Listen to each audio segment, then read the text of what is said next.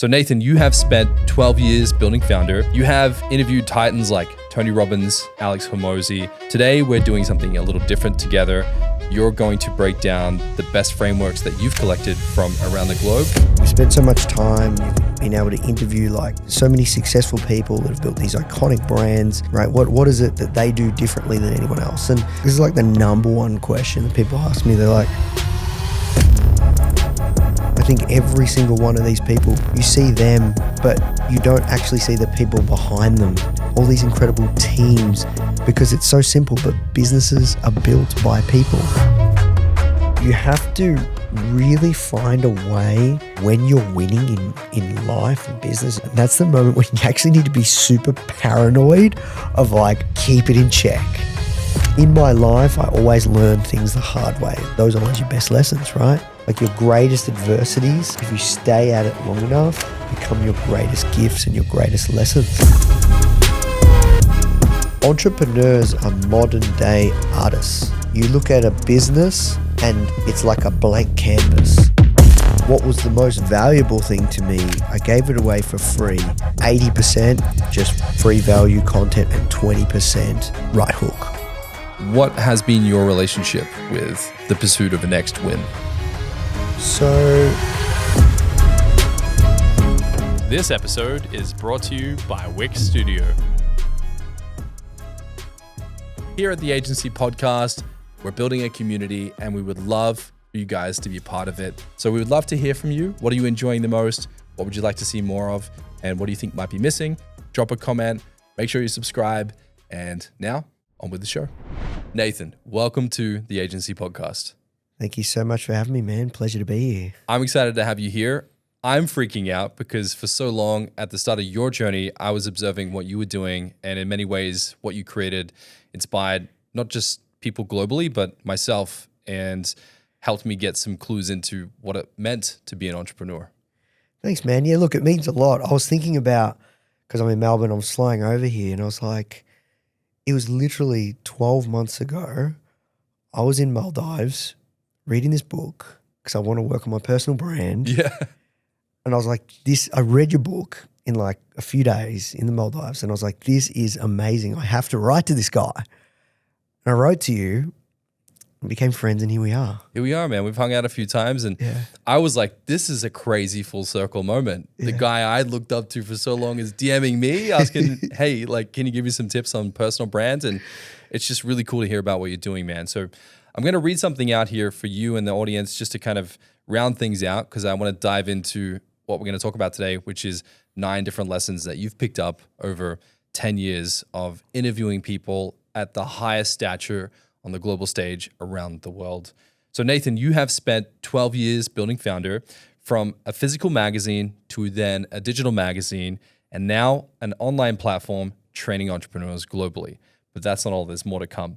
You have interviewed titans like Tony Robbins, Gary Vee, Alex Hormozi, Sir Richard Branson, and many more. On this journey, you have identified 9 core insights on business, teams, and leadership. Today, we're doing something a little different together. You're going to break down the best frameworks that you've collected from around the globe, having sat face-to-face with many of these people.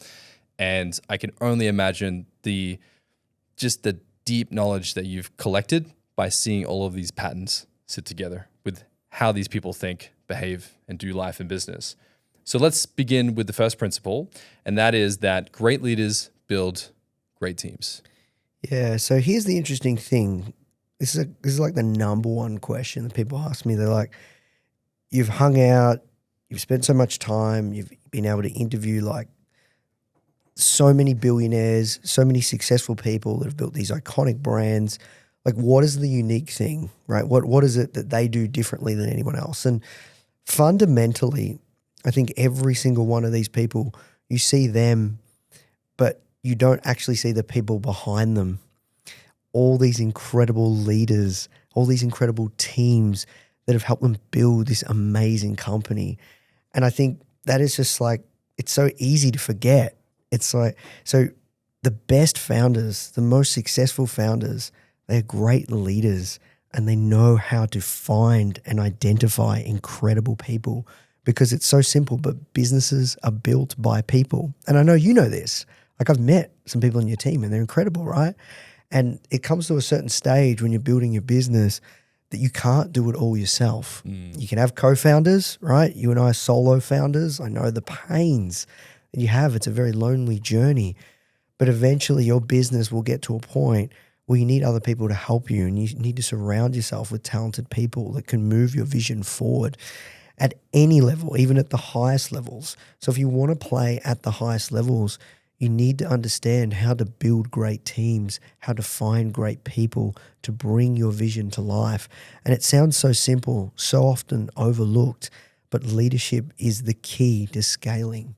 And it's something that I've learned so many hard lessons, which we can go into as deep as you want with Foundr. Like, I've hired executives at, $500,000 a year salary, and I've almost ran the business to the ground. I've hired people that, have stolen from me, like all sorts of things, right? I've never even talked about these things.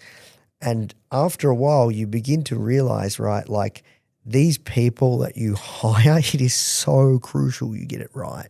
And it's so crucial that you build high-performing teams. And it's not enough to just go out, hire somebody that has a great resume. Like, it is well beyond that. When you think to yourself, the rooms you've sat in, I imagine you've not only just interviewed these people, but you've immersed yourself in their team, behind the scenes, working with their assistants, their administrative crew, what have you, PR agents. When you're in these rooms with these people, what's something that you've picked up on that is distinctive or obvious to you at that point that otherwise you wouldn't normally see in the world? I've interviewed a lot of these super successful founders, right? And some of them, I can tell you that unfortunately they're not the person that you might see on the outside. Some of them are, but some of them aren't. And what's been really interesting to me is I never forget, I've interviewed Tony Robbins 2 times. And the first time I interviewed him, I was in my parents' basement. And he had this Skype name. It was like, back then when you used to do interviews, it was on Skype. And you used to use this software called like Ecamm Call Recorder. And I was in my parents' basement. It was early days Foundr. It was starting to kick off. I got this interview with Tony Robbins, front cover feature. And, I had a falling out with my housemate, so I moved in my parents' basement. Literally, I had the computer there and my bed was next to me, and I just rolled out of bed and I had to do this interview at 3 a.m. with him, Melbourne time. And I logged onto Skype. Oh, in fact, I couldn't log onto Skype because there was no power because they did a power outage at 3 a.m. No. And I had to pull up my phone and be like, I'm so sorry, but I can't do this interview because there's no power at my house. And then I rescheduled. And then I eventually did that interview with him a couple of months later, and it was amazing. And then he launched his new book, Money Master the Game. And I flew to New York, and he remembered me. And he was just like, oh, Nathan, I remember our interview. And he was just like such a great human, incredibly present, incredibly humble. And that is one thing that I've noticed amongst super, super, super successful founders. You think from all that they have achieved, they must have a massive ego. They must have a massive head. But the best of the best, they are just incredibly humble people. And, that was a great example of someone that I'd met, who I have a lot of respect for, who is the real deal, that, he's just a really, really good human, really good guy. And it was really cool that he remembered it, and we were talking about that story. And, yeah, he was just a great guy. And then I'll never forget, as soon as we finished the interview, he's out, right? The way that these guys maximize time. That's another thing I've noticed, which is really, really crazy. Like I remember, because it's not just the interviews, right? These are people that sometimes become mentors, sometimes become coaches. Sometimes I just hang out with after after the interview, or I might go and meet them for coffee when I'm next in town.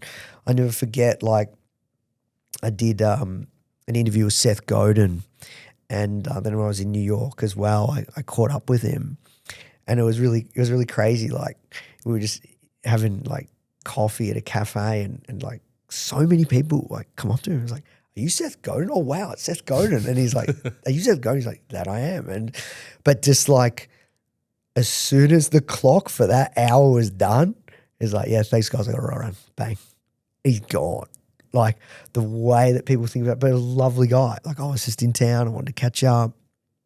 You know, gave me a lot of golden advice around Foundr and how I should take it forward. And so yeah, those are a few things that I've noticed around like that you might not think would be the case.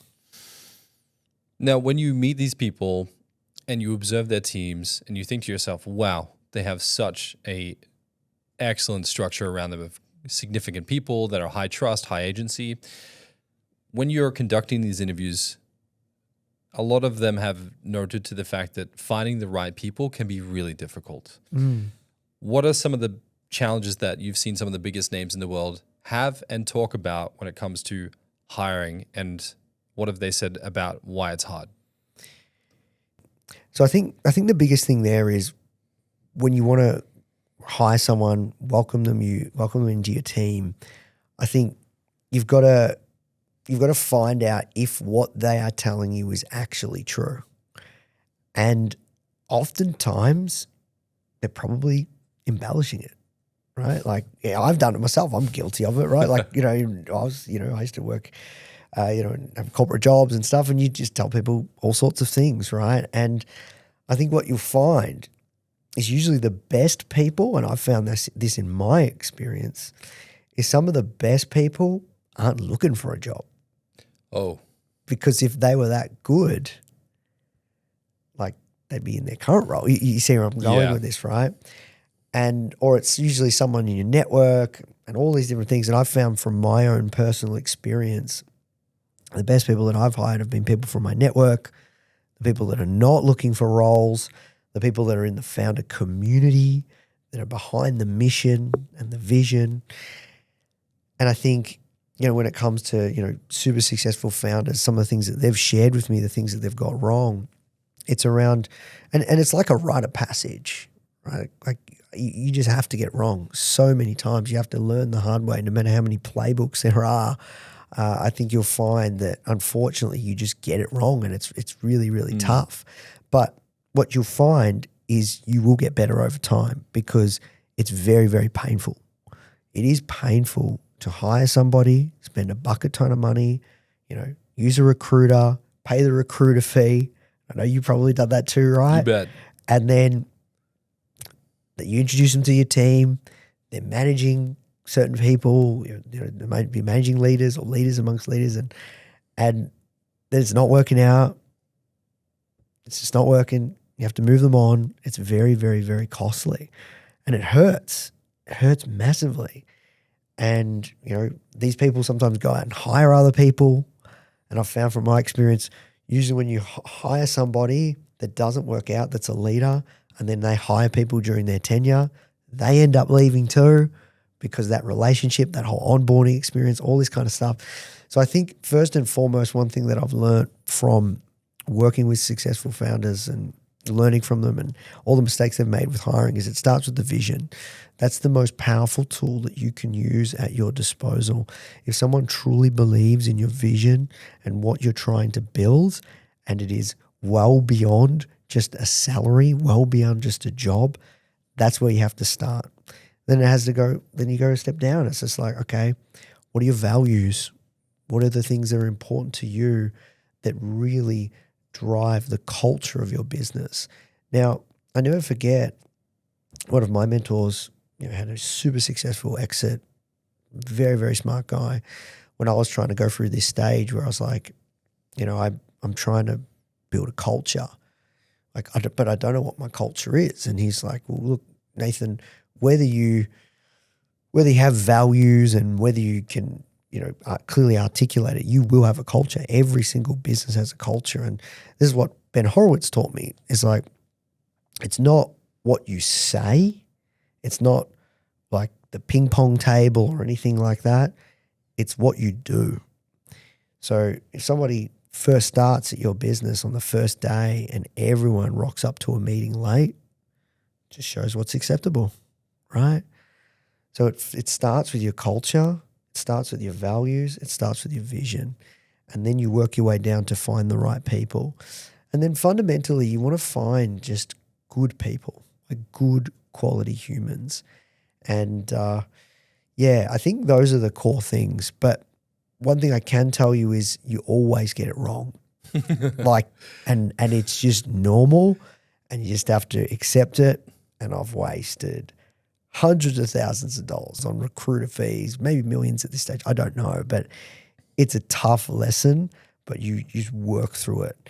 But I think the biggest thing you have to get right is just getting your values, getting your culture, really knowing if someone will succeed, and then also making sure success is really clear. So often people, like, they want to hire for a role and it can't be clearly articulated what success is. And then somebody comes into the business and they're not succeeding because you haven't clearly outlined it. Like, it's just basic stuff like that. What do you think is more expensive, hiring the wrong person or spending the money to find the right person? I think we know the answer. If you were to break it down to a science. Well, look, if it costs you what it costs you to get the right person, you do it any day of the week, because the right hire can really change the game in your business. Now, there's a concept in Silicon Valley, which plenty of people I've interviewed have told me about, is this idea of a 10x engineer, right? Where you can get one developer, one engineer that can do the work of 10. Now, with the power of AI, you can probably get one developer to do the work of 20, 30, 40. Like, if you find an absolute weapon. Well, the same goes for any role, any function in your business. So it's your job to go out and find that 10x person that can be an absolute game changer and a real leader. And then that person can go out and create more leaders in your business. And you really want to have this culture. This is one of the things that my leadership coach taught me, Gary Dooley, is like, the most iconic brands just have leaders everywhere you look, and they want to be challenged. They want to grow. They want to push. They want to challenge others. They want to set the standard. They want to lead by example. If you can have that everywhere you look, like everywhere you look in the business, there's just leaders that are killing it, they're crushing it, that are doing so well, and they're setting examples. That's when you can build a really strong business, and that's where anything can be achieved. I'll give you a great example. I interviewed the founders of High Smile, and they've been in the news lately because their revenue, it's nowhere near what it was, but their profits have massively increased, and they're based out of the Gold Coast. I met those guys. I followed their journey. We've always wanted to do an interview. We've been wanting to do an interview for like 5 years. They finally come to Melbourne. We locked it in the studio.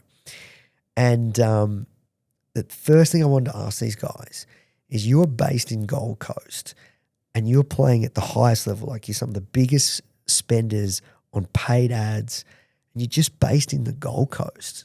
Like, they were spending like hundreds of millions of dollars a year on paid advertising, on Facebook ads and stuff like that. And I'm like you guys are playing at such a high level. Like there's no way you can find that talent. Like, and their marketing is next level. All their creative is just like on point. And they were just like, look, Nathan, it starts with the culture. We both come from a soccer background and like a sports background. And they just like found junior kids that were young and hungry, and they just leveled them up and just like identified great leaders. And if you go and look at their LinkedIn and look at their team, like, you've got so many different leaders in their function that have been there for like 4 years, 5 years, 7 years, 8 years, 3 years, and they're being constantly promoted. So like, that's the key. It's like, you need to be able to just have leaders everywhere you look and be able to develop those people. But it starts with a really good set of values, then it starts with the culture, then it starts with the vision, and the standards that you set.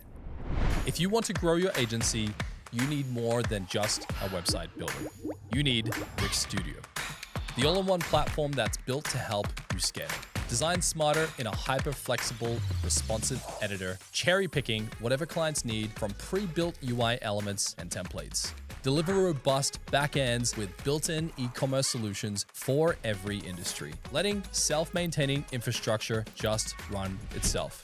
Stop reinventing the wheel with every project and instead create a shareable design system with reusable assets, apps, and components. Clients growing too fast? No sweat. Wix Studio AI-powered CMS lets you turn a single layout into hundreds of additional dynamic pages. It's true, more clients no longer has to mean more chaos. Wix Studio gives you one centralized view of every project and makes real-time collaborations seamless. Do your agency's best work at scale. Build your next project on Wix Studio. When you're conducting an interview yourself, what's one question that you personally really like to ask that acts as a signal of who the person in front of you really is? One thing that I always find really interesting is you look at the person that's super successful, they got the brand, they got these establishments, they got the views, the customers, whatever, right? The millions of dollars, billions of dollars, whatever. And you and I have been through this, right? You're very open about your journey, and I try and be open, as vulnerable as I can with mine. It's like, I want to know, what have you had to sacrifice to get to where you are? What have you had to give up? What has happened where you've come so close, that you were flying so close to the sun, that your friends, your family said, like, don't, like, this isn't worth it. Like, tell me those moments. That's what I'm interested in. Because I keep talking about these rite of passages, but there's like these clear, like, you know, heroes. It's just all the hero's journey, right? Like, there's always this clear arc where things are so tough. Like, I can be honest, like, there have been times where business has been so hard for me that, like, you know, I've even thought, is Foundr going to get to the other side of this? Like, where I've like fucked up so bad. And like, I wake up, I'm like, heart beating really fast, stressed, I'm crying. And I'm like, I don't know if I can do this. Like, I don't know if I'm going to come to the other side. Like, that has happened. Like, I've driven things that far into the ground. And I think every single founder that has built something of true worth and significance, they have to go through this rite of passage. They don't have to, but for some reason they just do. And I remember a mentor said to me once, he said, like, you know, Nathan, like, people always judged if they've failed, right? Like, if they've, you know, they've created a business and it didn't work. And the thing is, right, if you're trying to do something that nobody's ever done before, if you're trying to build something great, like, if you're not like getting close to failure, you're probably not pushing hard enough. You know what I mean? Yeah. Like, and like, I know you've been there. I know that you've been down in the dumps and you're just like, fuck, I don't know if I can do this. And I think like that is a common thread that I see amongst founders. And I know it's so scary and you can get so anxious and you just like, just sweating absolute bricks maybe for months. Like, there's periods there.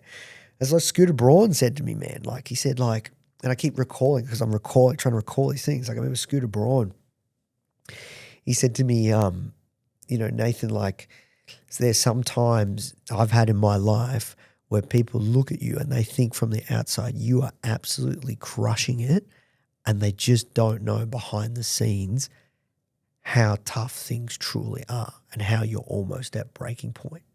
Like, I remember this one founder, he's got, you know, $100 million company, and, you know, he built this business. They were doing like, you know, $30, $40 million a year, try to grow it and go to that next level. It just wasn't working. Business was going backwards. Starts to lose a lot of money, like starts losing money and then starting to lose a lot of money, stressed out of his brains. His family's telling him, like, just give it up, throw in the towel. It's not worth it. You can't live your life like this. And he just it's like slowly but surely replaced his executive team, like the leaders in his business, and slowly but surely he turned it around. And now the business is like doing $300, $400 million a year. And super successful guy. And I remember I sat down and had coffee with him, and he said the same thing I said to you at the start of this interview. It's like businesses are built by people, and the reflection of your business's growth is your own personal growth, but then also the people around you in that business, right? And that's all the game is. Like, yes, we can start a business. Yes, we can get sales. Yes, we can get product market fit by ourselves. Now with AI, we can get to $1 million a year business by ourselves. But if you really want to build something massive, something of true worth and significance, it starts with the people, it ends with the people, and it's your job as the founder. The number one thing you have to do is do whatever you can to surround yourself with great people that can help you move the business forward. You're speaking deep into my soul at this point. There's been times where things get pretty dark as an entrepreneur. What's a moment that you reflect on where you felt that there was no means to get through an obstacle, yet you persevered anyway? Yeah, so I went through a stage with Foundr where we were just crushing it, like doing real well. And I never forget reading this comment once. Like I launched something and I just put it on my personal Facebook, and I don't know about you, but on your personal Facebook, you just like have all these people you don't know, right? That's my personal Facebook. And I'll never forget they wrote a comment that said, geez, everything that Nathan touches turns to gold. And that was like the most dangerous thing for like someone like me to read, because you've got a guy that never succeeded in anything. Like I wasn't really, very academic. I like scraped through high school, university, was like lucky to get a job in my profession. And then I was yearning to do work that really kind of lit me up. And then I started, playing around with online business, ended up starting Foundr as my first business, and built this great thing and had so much of my identity tied to it. And over time, I built a bit of an ego. And it might not have seemed like that on the outside, but on the inside, I was just like, yeah, I'm the man. Like everything. Yeah, he's right. And you start to believe it. Like, yeah, anything I touch can turn to gold. And what happens then is a very, very dangerous thing, right? And I started just hiring a ton of people and like just going so aggressive, just being so silly, and just like spend so much money, couldn't spend it fast enough on trying to grow Foundr. And I remember it was really interesting. I remember I was looking to rebuild my leadership team, and I was looking to bring on the best of the best executives. And this one guy, he wanted to get paid $600,000 a year, and I was almost hired him. He was a weapon. And I showed him the P&L, and he said to me, "Oh, look, from what I see, like your return on your Facebook ads, it's like not going, like it's on a decline." He's like, "What's your plan there for that?" And I spun him some story or whatever. But anyway, it didn't work out because we couldn't make a deal work what he wanted. And what he said actually happened, but in a really bad way. That unfortunately, overnight, maybe 6 months later, overnight, we were some of the biggest spenders on Facebook ads.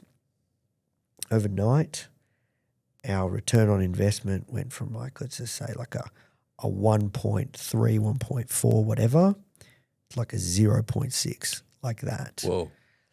And we were spending, $1 million a month.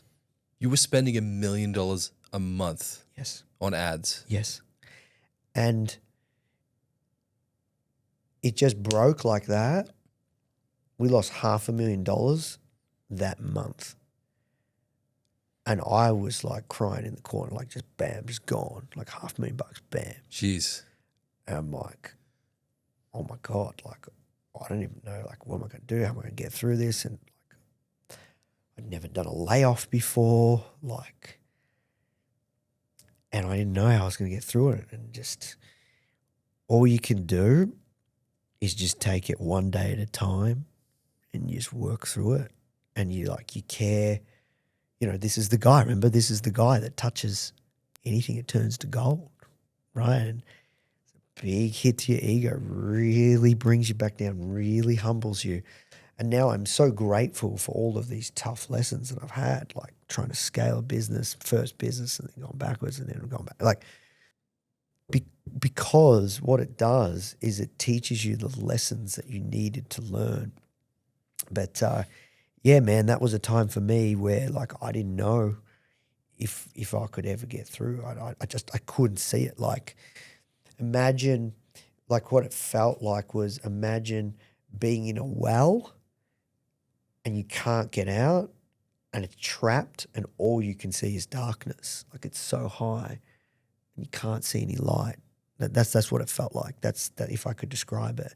And I couldn't see ahead because I was so just, man, like, yeah, I don't know how, but I did. I took it one day at a time, and thankfully I've got incredible friends and family around me that supported me, and I just was able to work my way through and just rebuild the business, rebuild the whole model.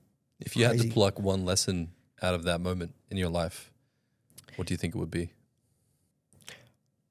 Two things. From a business context, I'm a big fan now of just predictable revenue and never extending above it. And I know it's a basic one and many people would be like, yeah, it's a standard. But like now you want to run your business where your predictable recurring revenue that is predictable is pretty much coming close or not far off or covering your hard fixed costs, right? So then you're never in these kinds of positions where I was.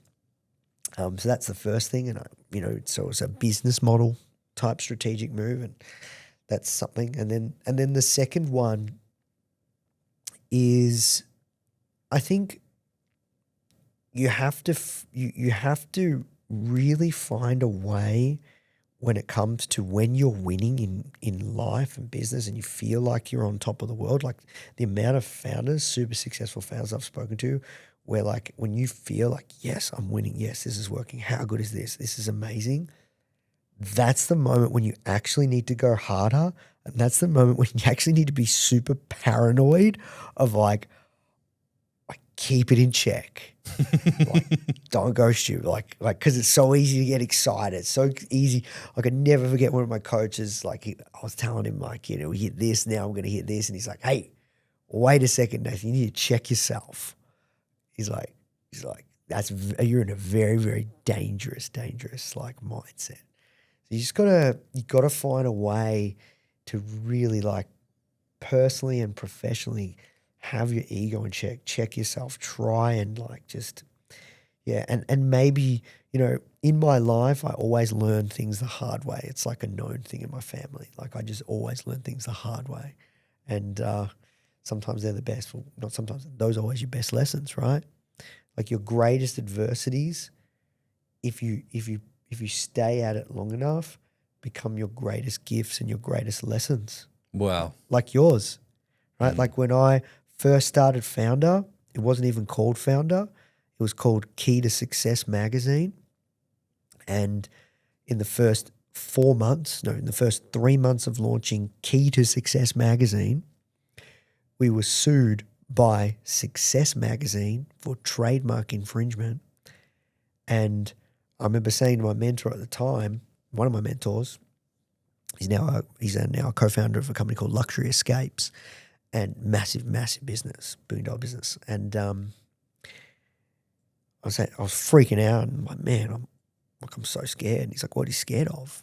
I'm like, I'll go bankrupt or take all my money. He's like, do you have any? I'm like, no. He's like, well, what do you got to worry about? Yeah. You know what I mean? Yeah. And in the end, all I did was change the name to Foundr. It was the best thing ever. Like, how good is the name Foundr? Like, if you think of like entrepreneurial brands, I know you're a branding guy on a brand, like this is a branding show, Like, come on, man. Like, it's a way better brand, for real. Foundr. Like, we own the word. Like, do you listen? Do you read? Do you watch? Are you a member of Foundr? Right? It's way better. It's one of those things that if it were a movie, you'd be glad it happened. Yeah. Yeah. Okay. I would love to move on to your second principle, which is weaponized adversity. You talked about how Ray Dalio has a formula: pain plus reflection equals progress.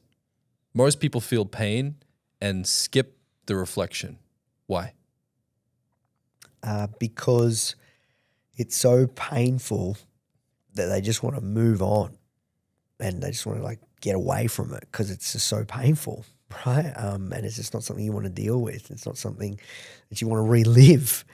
And it's kind of like I was saying before, like your greatest adversities, I believe, if you let it, can be your best lessons, can be your biggest blessings. It's like, I remember, I was speaking to someone I used to work with, and he's like, he loves this philosophy and he shared it with me. I love it too. It's like, it's not what happens to you, it's what happens for you. Oh, that's a big difference. And if you truly believe that and look at every single negative thing that happens in your life, it's just such a great reframe.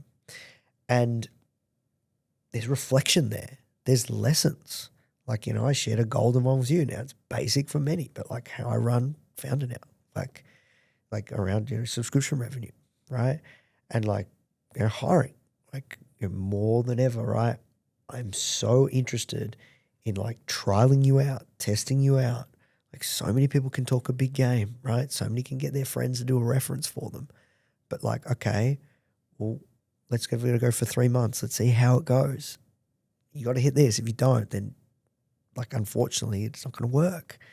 So I think what I love about Ray Dalio is he's obviously pushed it to the absolute limits, and he's been in business for over 50, 60 years, and he documented every single lesson.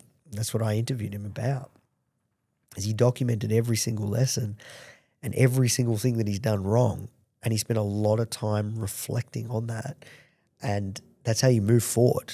That's how you develop. That's how you grow. And the best founders are learning machines. I remember speaking to Drew Houston, founder of Dropbox. Oh. Big company. Wow. And, what is it that sets like Dropbox apart from, other Silicon Valley businesses, right? It's, obviously starts with the product, but fundamentally it's the founders. It's the founding team. And, it's the leader, and the leader's ability to grow is dictated by everything they're learning. Like, you have to be a learning machine.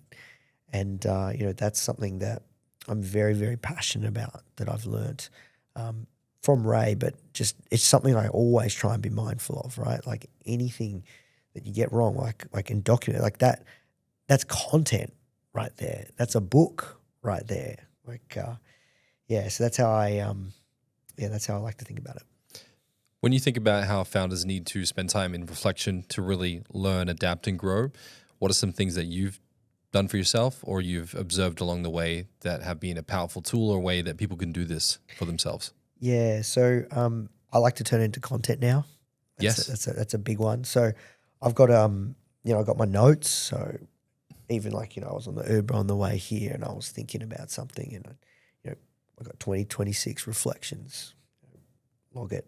That could be a potential piece of content. But yeah, I'm just constantly trying to document in my head anything that I'm thinking about, anything I'm reflecting. And for me, when I reflect, it's often when I'm in transit. I have really good reflections with transit. I also like to use ChatGPT. I'm like, I don't know about you, man, but I constantly bounce off ChatGPT now. Not as a consultant, but just as my second brain. And I'm building some really, really, really cool stuff with Notion. I got this guy teaching me how to build my second brain with Notion, and I'll move everything there to Notion, but like just constantly reflecting there. And then, using it as content. I think that's really, really cool. But then also journaling, right?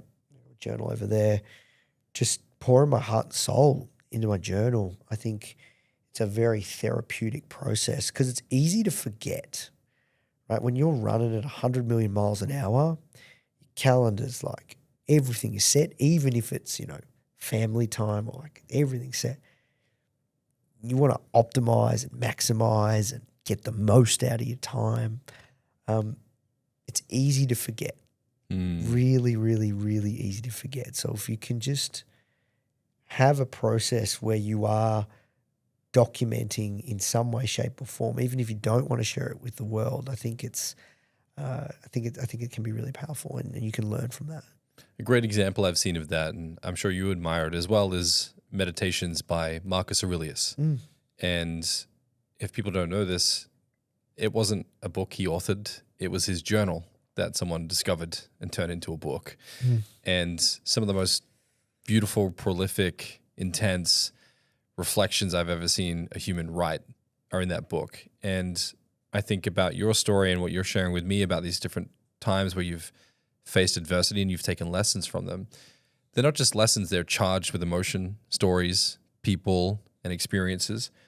And in that, one of your reflections was that you've admitted to having what you call the "it's never enough" virus. What has been your relationship with the pursuit of dopamine and the next win? Yeah. I like to ask founders this question as well. Like I remember I asked one of the founders of Reddit, Steve Huffman. I said to him, "You've created one of the most visited websites in the world. You have enough money that you never have to work again. Is it ever enough?"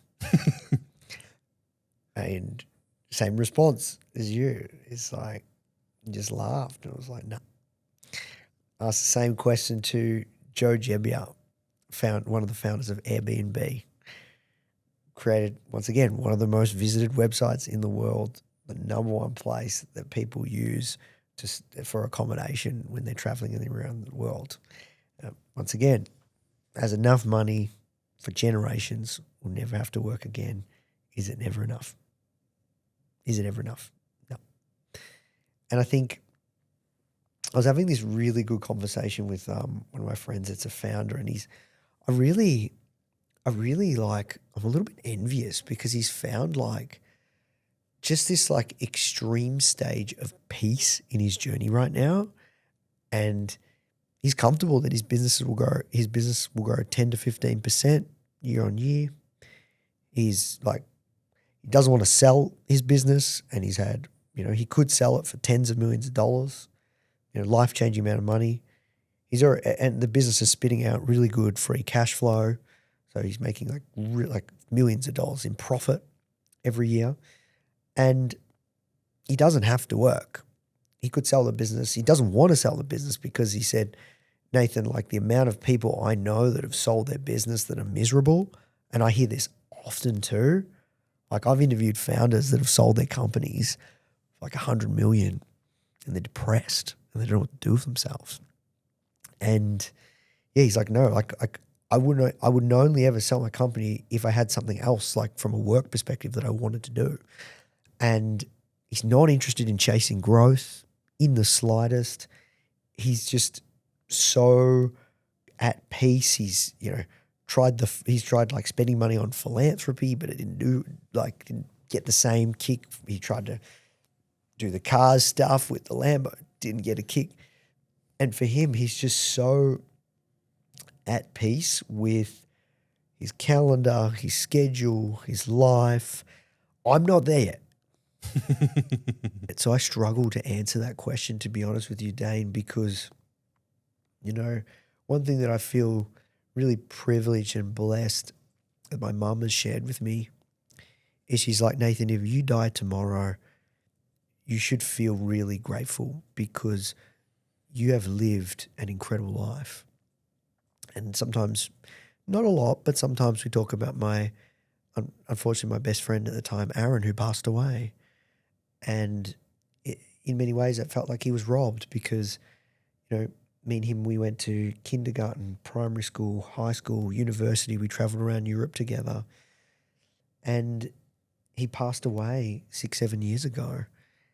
And, you know, he didn't get to really kind of, like, your 30s, your 40s is when you're supposed to, you know, your 20s, like, you really, really live. Like, unfortunately, he didn't get to do that.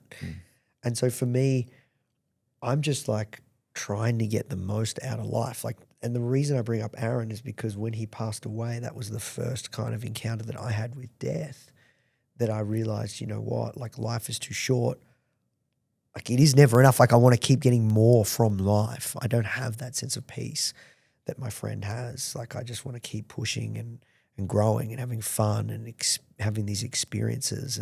And, you know, I remember before the whole entrepreneurship game, I used to be really into personal development. Like, I found personal development in my early 20s, you know, self-help and all that kind of stuff. And it's maybe a bit cooler than it is now. I think it was a bit dorky back then. It was really lame when you and I were doing it. Yeah. Because I think back when I used to tell people I had Tony Robbins tapes, Yeah. they were like, why? Yeah. Why would you listen to tapes about some guy talking? Yeah. Yeah. Yeah. So for me, I once read a book, dude, called Dying Well by Ira Byock. Dying well? Yeah. And it's a book about how, like, death, it doesn't have to be this miserable thing, and it can be a really beautiful thing. And so, dude, like, I've done a lot of work on myself, and I've done a lot of work to get where I am today, and I don't want to slow down at any point. But family is important to me. I don't have a family yet. Maybe that sense of peace and will come. Yeah, I don't know. But for me, it's never enough right now, no. What's your thoughts on the young founders or any founder who is in pursuit of a big exit for the sake of getting a number? Look, I can't relate to that personally, but I can respect it because it's a goal, right? And you got to have a target, Yes. right? You got targets. Oh, yeah. I got targets. Yeah. Everyone's got targets, man. Even if it's like, you know, I'm getting married, I've got to get back to that single-digit body fat percentage, dude. Right? Like, we all got a target, right?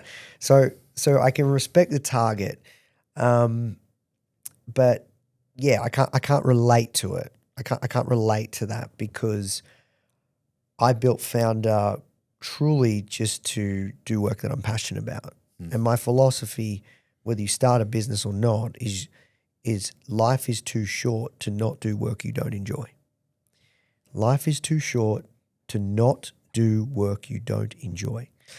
So for me, I created Foundr because I wanted to find work that I was passionate about.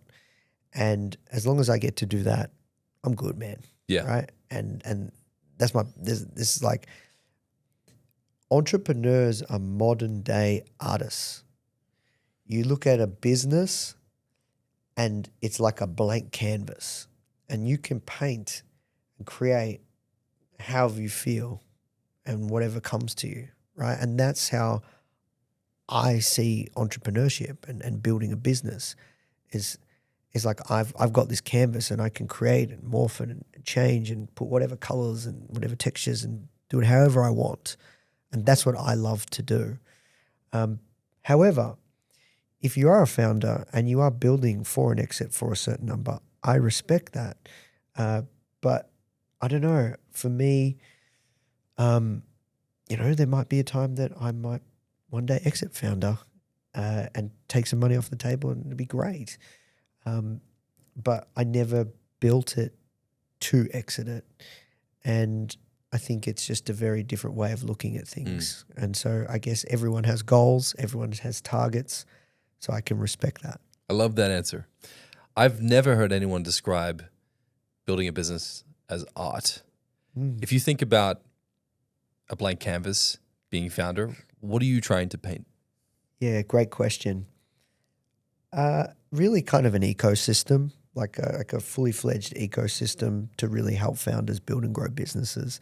In particular, really focused on serving an e-com founder. That's what over time, you know, Foundr was for everyone, but over time we're really, really focused on helping e-com founders now. And so the software, the all-in-one solution, the software, the coaching, the tools, the support, the training, the community, all in one solution, all in one ecosystem. That's what I'm really, really focused on. And if I may, like if you were to think about how an artist is trying to say something through a framework or through a means of creating something, what is the expression for you to create something like this? I'm trying to create just an incredible place to learn from the best in the world how to build an amazing e-commerce brand and to connect you with those kind of people. And in any way, shape or form, however you want to learn, however you want help, however we want to move you forward, and just create, just like the coolest shit ever. Yeah. Pillar number 3, culture is what you do, not what you say. Yeah, so we touched on this at the start around teams and finding great people. And this is something that I've actually been working through a lot lately, in the past 12 months. So I'll tell you a good story. You can have one person that comes to your company and you think they're a bad hire, they don't really succeed, and then they go to another company and crush it. How? And I seen that, and it made me really reflect. What is it that I'm not doing, or what is the environment that I've created, or is just a better environment for that person? Yeah, I've seen this. Yeah, I've never been able to explain it. Yeah, and obviously it's situational. This is not a once off. But what I've come to understand about myself is, in a business context, I really, really, really want to be liked amongst my team members. And, friends, if they do something piss me off, I'll call them out on it, real quick. I got no worries whatsoever. You were catching up, you cancel on me for the second time, that is not acceptable. Don't fuck me around, right? But if it's like somebody in the business and they're not doing what they should be doing, oh man, the angst, the anxiety, I don't want to deal with it. I don't want to say nothing. And I didn't realize that for quite some time. And it was only, your unconscious becomes conscious, and you realize, you go, oh wow, I've removed, another layer of the onion. And I've really, really, really for a long time as a CEO and a leader struggled to hold people to account, and really struggled to have difficult conversations and be, I don't want to be confrontational, but have a conversation that could be perceived as confronting. And I found over time that came from me wanting to be liked, and I couldn't really understand it, which in the end, it was quite silly, because I would do everything possible to allow certain things to happen that shouldn't be happening. And I realized that, and I realized I realized that I was allowing certain things to happen that shouldn't have been happening. And what I worked out was, you walk past what you endorse. Whoa. And can we just that hit me like a ton of bricks. Can you define what you mean by that? Yeah. So if you have a business and you have a team and you have a team member that is consistently not hitting target, and you're allowing it to happen, all of your other team around you, you're effectively saying it without saying it, that is okay, that is acceptable.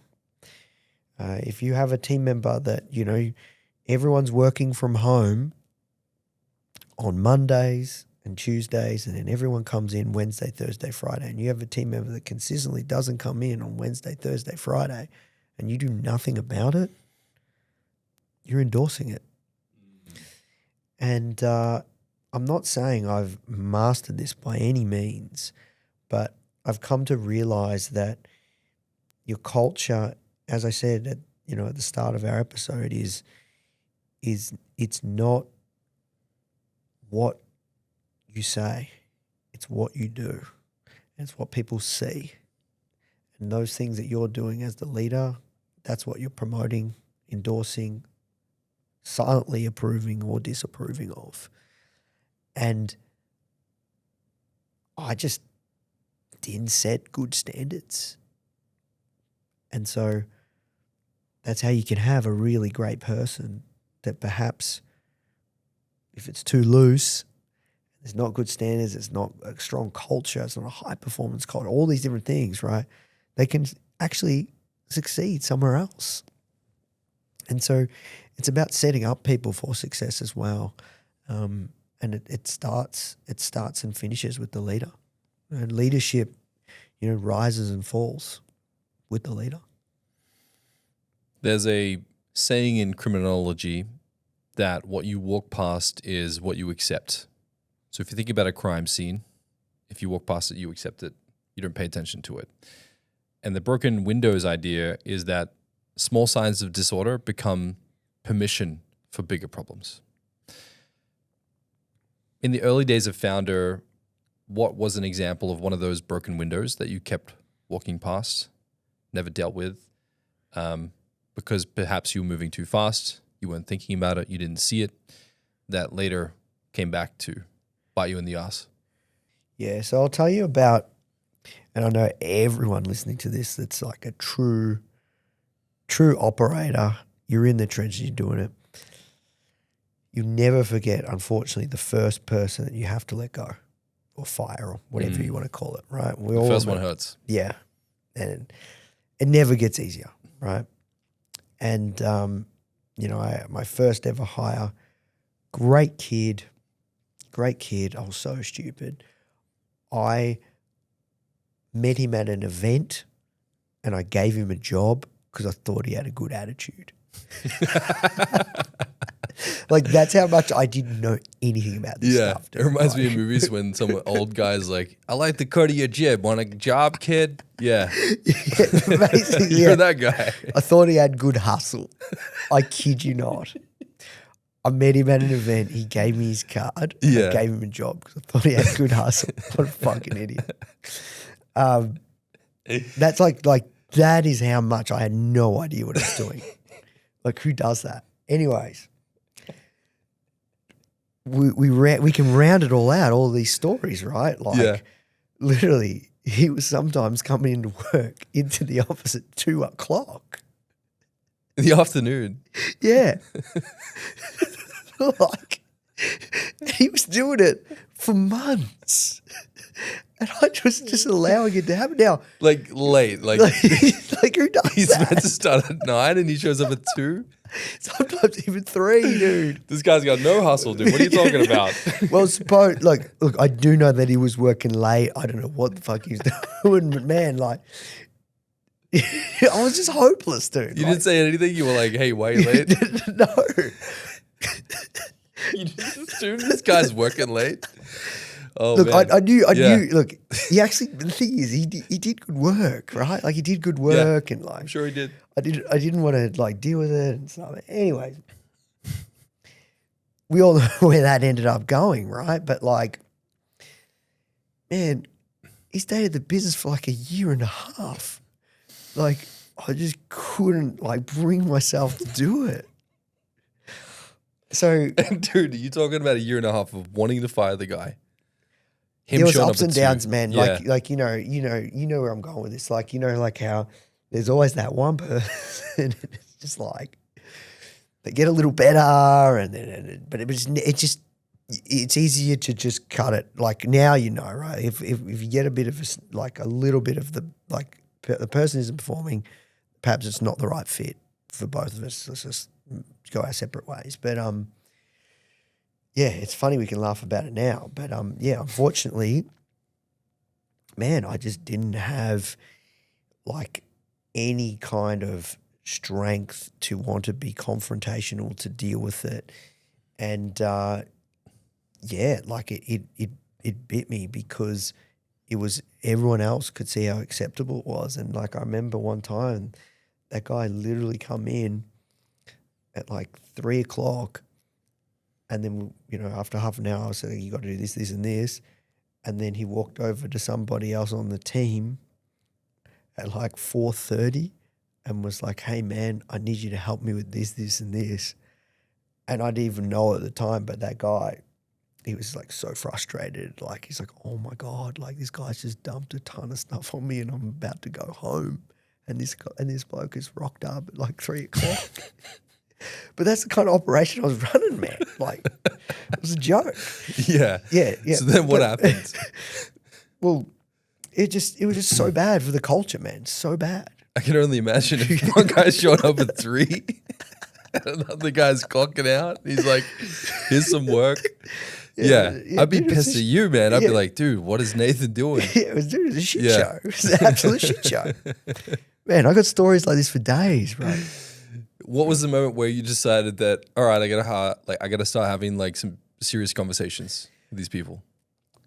So look, for me, I got better over time, and I got better dealing with hard conversations, and you know, I've had numerous coaches, like, and you know, I used to really not enjoy people leadership, dude.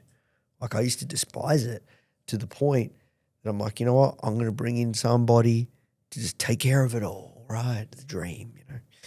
And I've made mistakes there because then I've chosen that wrong person and all these different things. And yeah, what I've come to realize now, my biggest takeaway now is just like,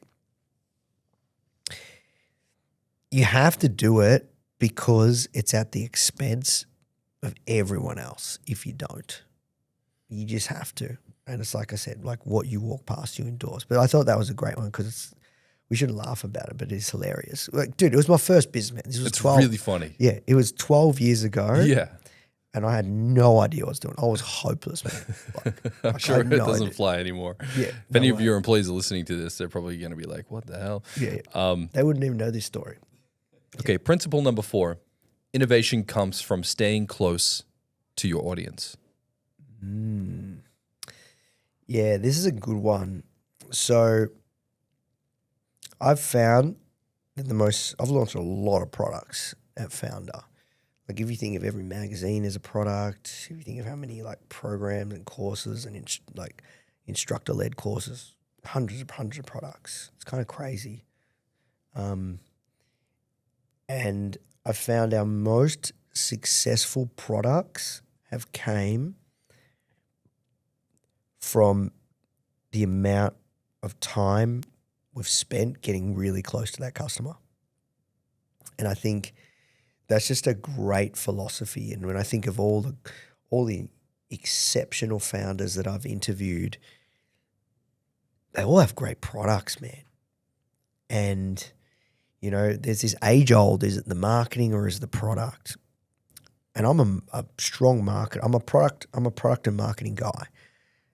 But I would say I enjoy marketing more than product. And more than ever, I'm convinced that it's product, dude.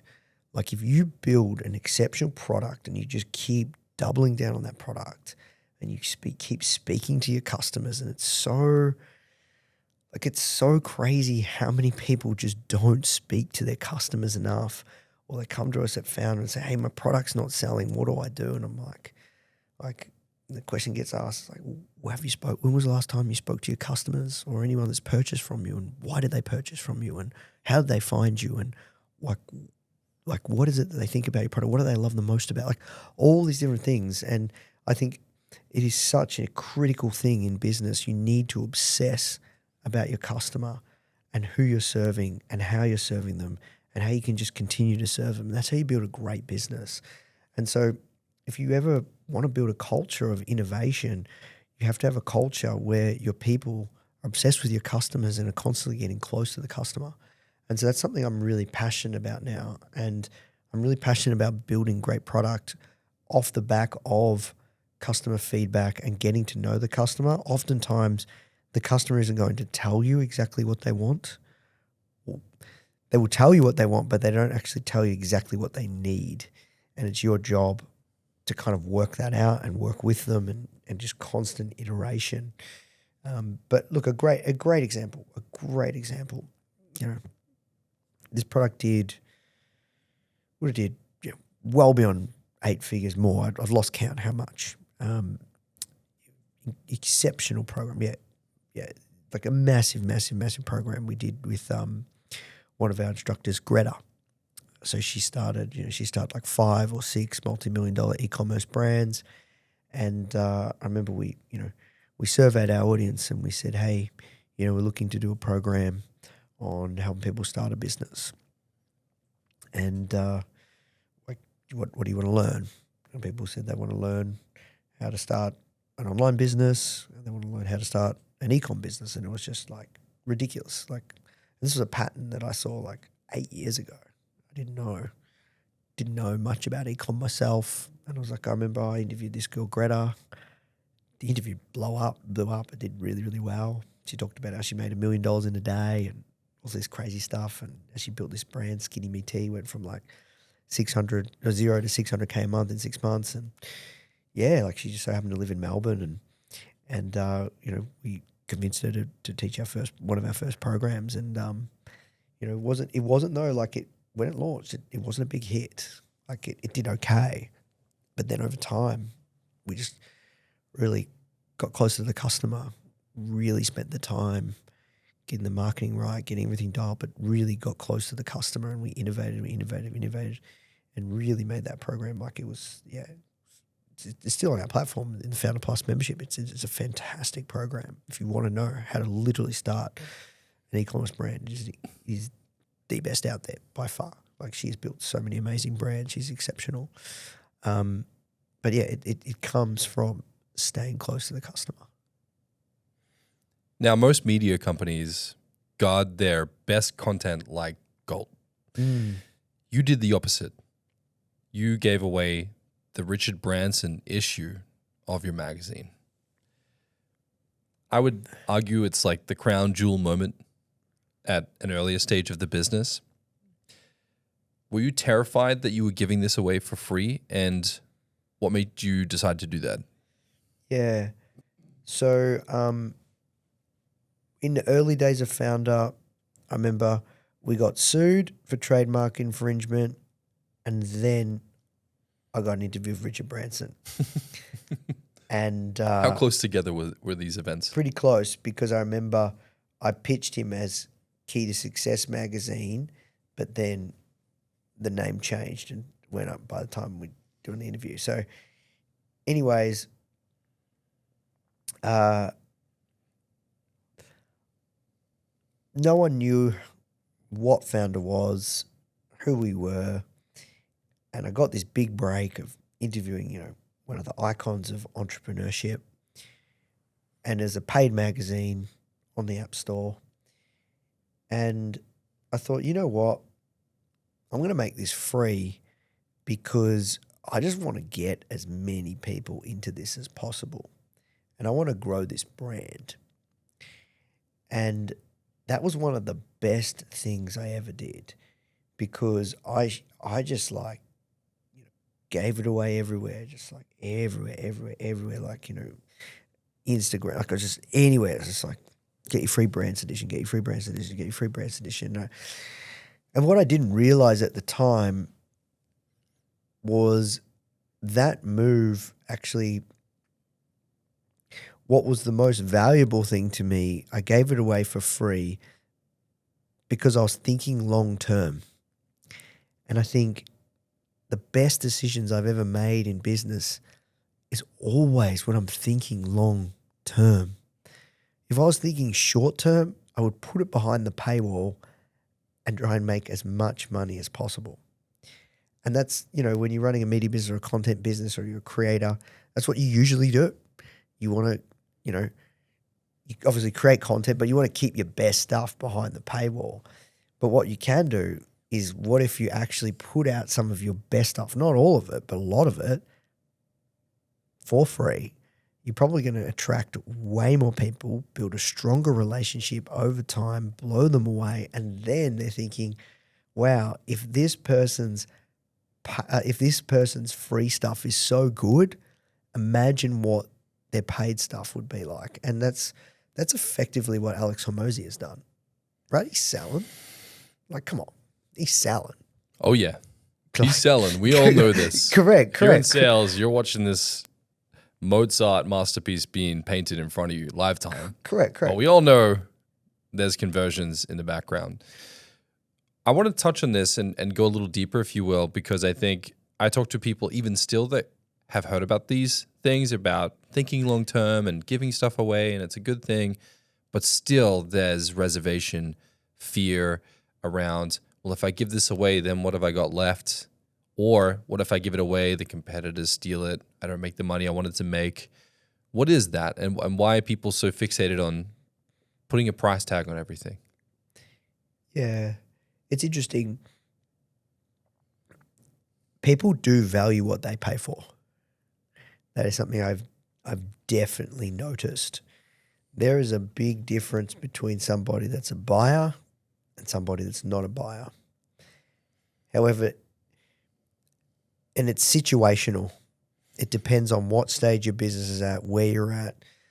But in this day and age with AI and where we're at, you know, man, the smart people are giving away softwares for free now, right? Like a coded up tool that takes a couple of weeks that replaces a software company that's charging you $50 a month. Like, that's the game we're in. That's how fast this stuff is moving. People have no idea what's coming. So when you think about it now, and Gary Vee and all these guys, they talk about the trust economy and all these different things, and the attention economy and all these different things. Like, so more than ever now, you can create, through the power of the internet, through the power of AI, code, media, digitized information, packaged up, all these different things. You can create it, and the value of it is becoming, depending on the transformation or the promise or what happens when you take or consume that product or service, like more than ever, like it's becoming this thing where you can just give it away and you might be better off. It just depends. It depends on your model, depends where you're at. So all I would say to people is I wouldn't hold back to be like, well, this, I'm selling this is my best thing, because it's easier than ever to create. Through the power of the internet, through the power of AI, you can create some crazy stuff now. And you want to be able to make sure damn well that if you are giving away something for free, you could definitely charge for it. I think that's probably the mindset shift in the standard. What's the big play there? If you are able to give something away, amass trust, amass people that are willing to pay attention consistently, therefore what happens? Oh, well, it's kind of like one of these things where I'll tell you, all right, I got a good story. You're liking the stories. So I remember I launched Foundr, started to grow it, eventually went all in full time, and was building it for a couple of years, building the magazine up, and then I wrote this blog post because I started using Instagram to grow Foundr. I wrote this blog post around how I did it, true to Foundr form, just sharing. It went viral. A lot of people started, like, blogging was a thing back then. A lot of people started to ask me, hey, do you do in consulting? I'm like, no, I'm not interested in doing that. I'm like, oh, would you have a course? And then I was like, no. I'm like, all right, I'll try this workshop. I'll run a live workshop or a series of live workshops on how to grow your Instagram. That thing made like $10,000, and I had an email list of like maybe 500 people, not even, between 500 and 1,000. I'm like, oh, wow, that's pretty crazy. And people loved it. In fact, I caught up with, last night for dinner, one of our students that went through that program, and now she's a coach, e-commerce coaching program. She's got like a 7-figure brand. Amazing. And long story short, I started this program, right? And I didn't know that we'd have 50 plus programs in Foundr Plus with all these next level founders teaching they've actually done it. But what happened was I had this mentor of mine that created the software that allowed me to publish the digital magazine. And he was like the master of launches. And I come to him and I said, dude, I want to do $1 million launch. I want to do $1 million launch for this Instagram course. And he said to me, it's a long time ago, dude. It's like 2016, 2017. No, it's 2015. It was a long time ago. He said to me, first question he asked me, Nathan, what's the size of your email list? And it's been ever since then. And I'm like, okay. So when you ask me the question, when you're giving away something for free, ideally you can get their contact information so you can further build a relationship with them. And business is really relationships at scale. Like that's really all this is. Like 90-day personal brand. It's about using yourself, your personal brand as a vehicle to build relationships at scale, to build trust so you can build your business, right? Because the more people that trust you, more people are going to buy from you. So you're giving things away for free in exchange for their contact details and then building that relationship over time, that's the game. And if you can build a large email list, it is still I believe, the most powerful channel. Okay. Principle number 5, focus over distractions. Yeah. So you ever heard of something called shiny object syndrome? Oh, yeah. I've got it bad. Yeah. Me too. I'm recovering. I am also recovering. Yeah. So this is something that I think especially like the creator type founders, like perhaps it sounds like I'm in a relapse right now, but I'm working my way back. Yeah. I think it's so fun to create stuff. It's so fun and exciting to do new things. It's sexy. It's fun to talk about. It's fun to dream about. And so I've found that I've lost years there in my journey because I just didn't focus. Like, dude, in the early days, Foundr, man, like we would do Kickstarters, we would like magazines, like it was just doing too much. And like over time, I'm still just trying to corral it down still. But, when you want to build a business, it's just like, and there's something I've noticed amongst like super successful founders that I interview is oftentimes they just focus on just a couple of things and do it really, really, really well. They think about long-term. They're working on long-term. They might have a few pieces of the short-term, but they're very focused. Their team is focused. Their company is very, very focused. And ideally they just got one product or one service, like Airbnb. Like, they just got one. Now, I'm sure they got other things, but you know what I mean? Like it's the one product. And I think it's really fun to create like more stuff. But oftentimes, if you just spent that time just making your product better, you're probably going to be way better off. And I think, this is often a challenge for founders, and this is something that I really, really, really, really have struggled with because I love to create.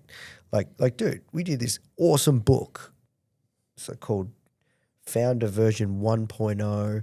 And I took like the first 100 episodes or maybe 200 episodes of founders that I'd interviewed, and I distilled it into like this next level coffee table book. And like, man, so many people had bought that book. Like I remember even like Russell Brunson like gave it as a gift to all of his team. I didn't know about it. Like it was the coolest thing ever, dude. And like at the time, it was like number 4 or 5 of the largest crowdfunded self-published book. We raised like a couple $100,000, dude.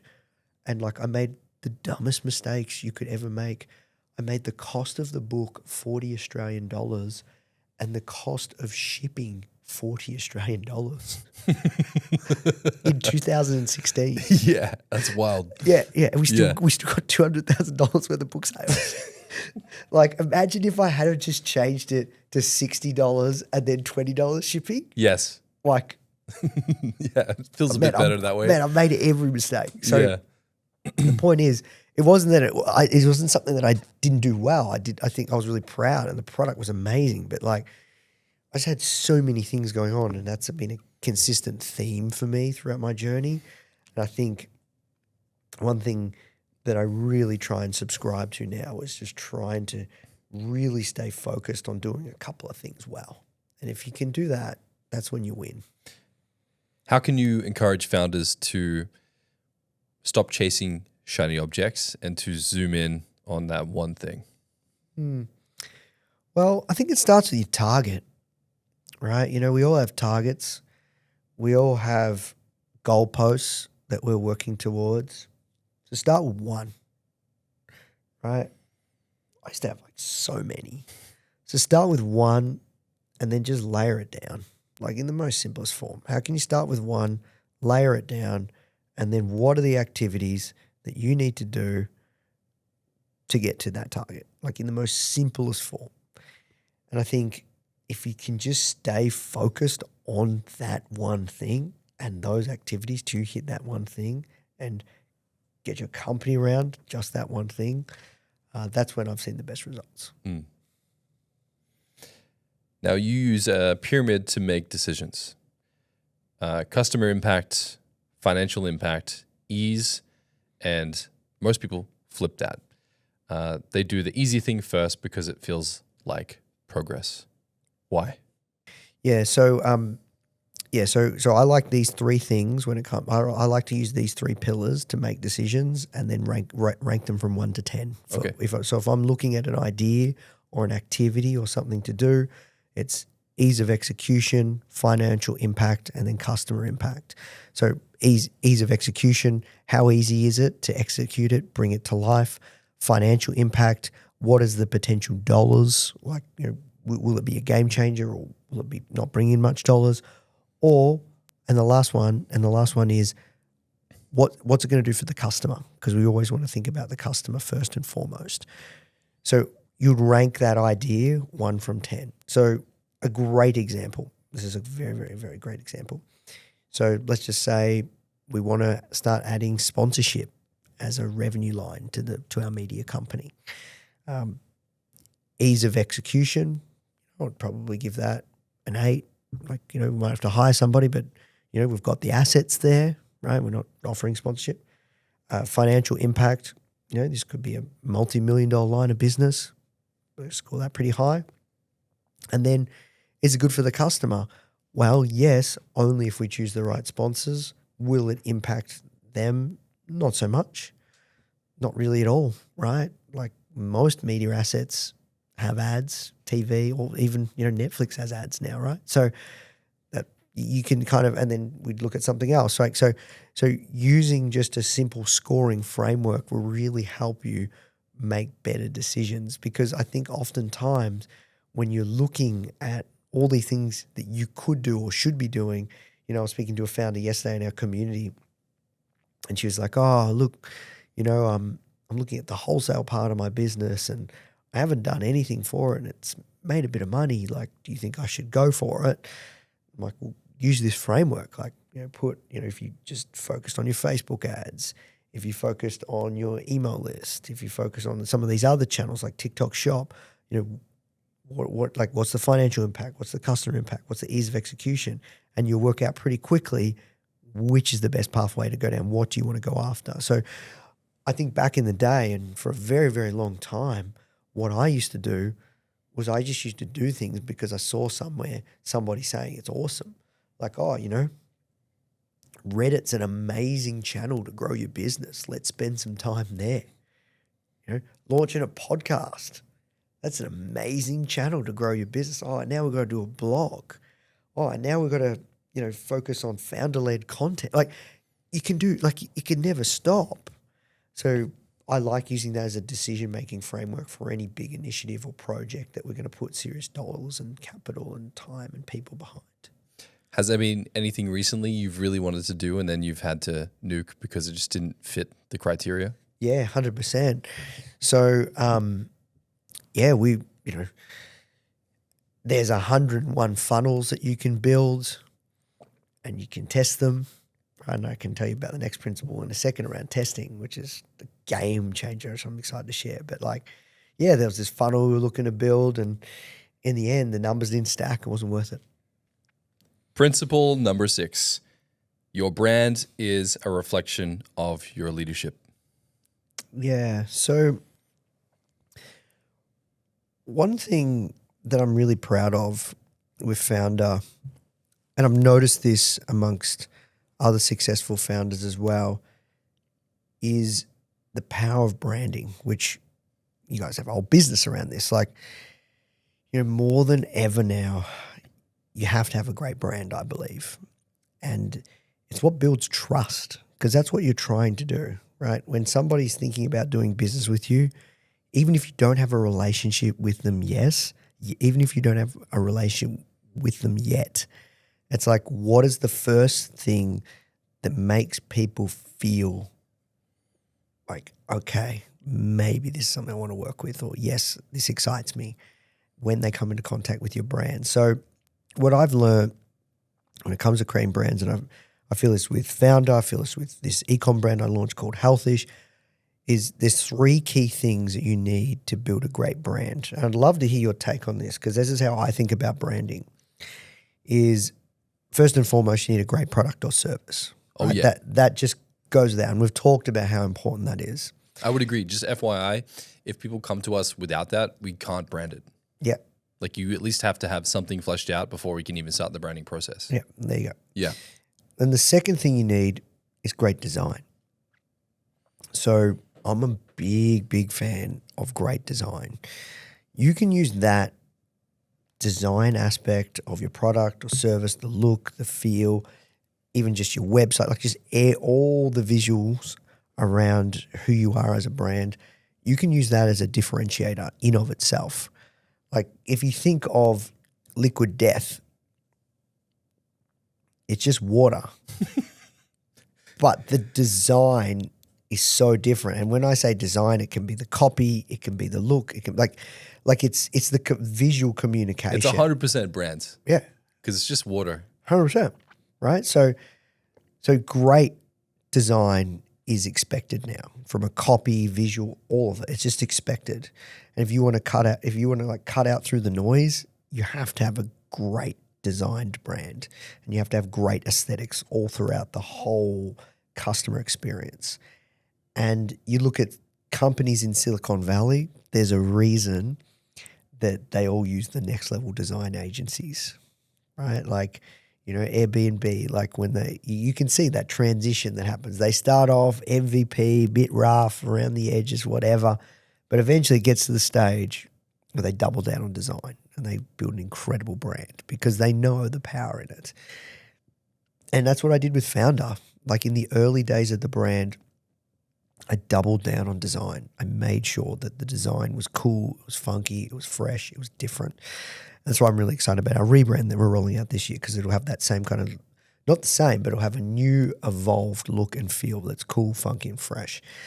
And then the third thing, which it took me a while to work this one out, I didn't realize that I was doing it, but it is so powerful, is having ambassadors.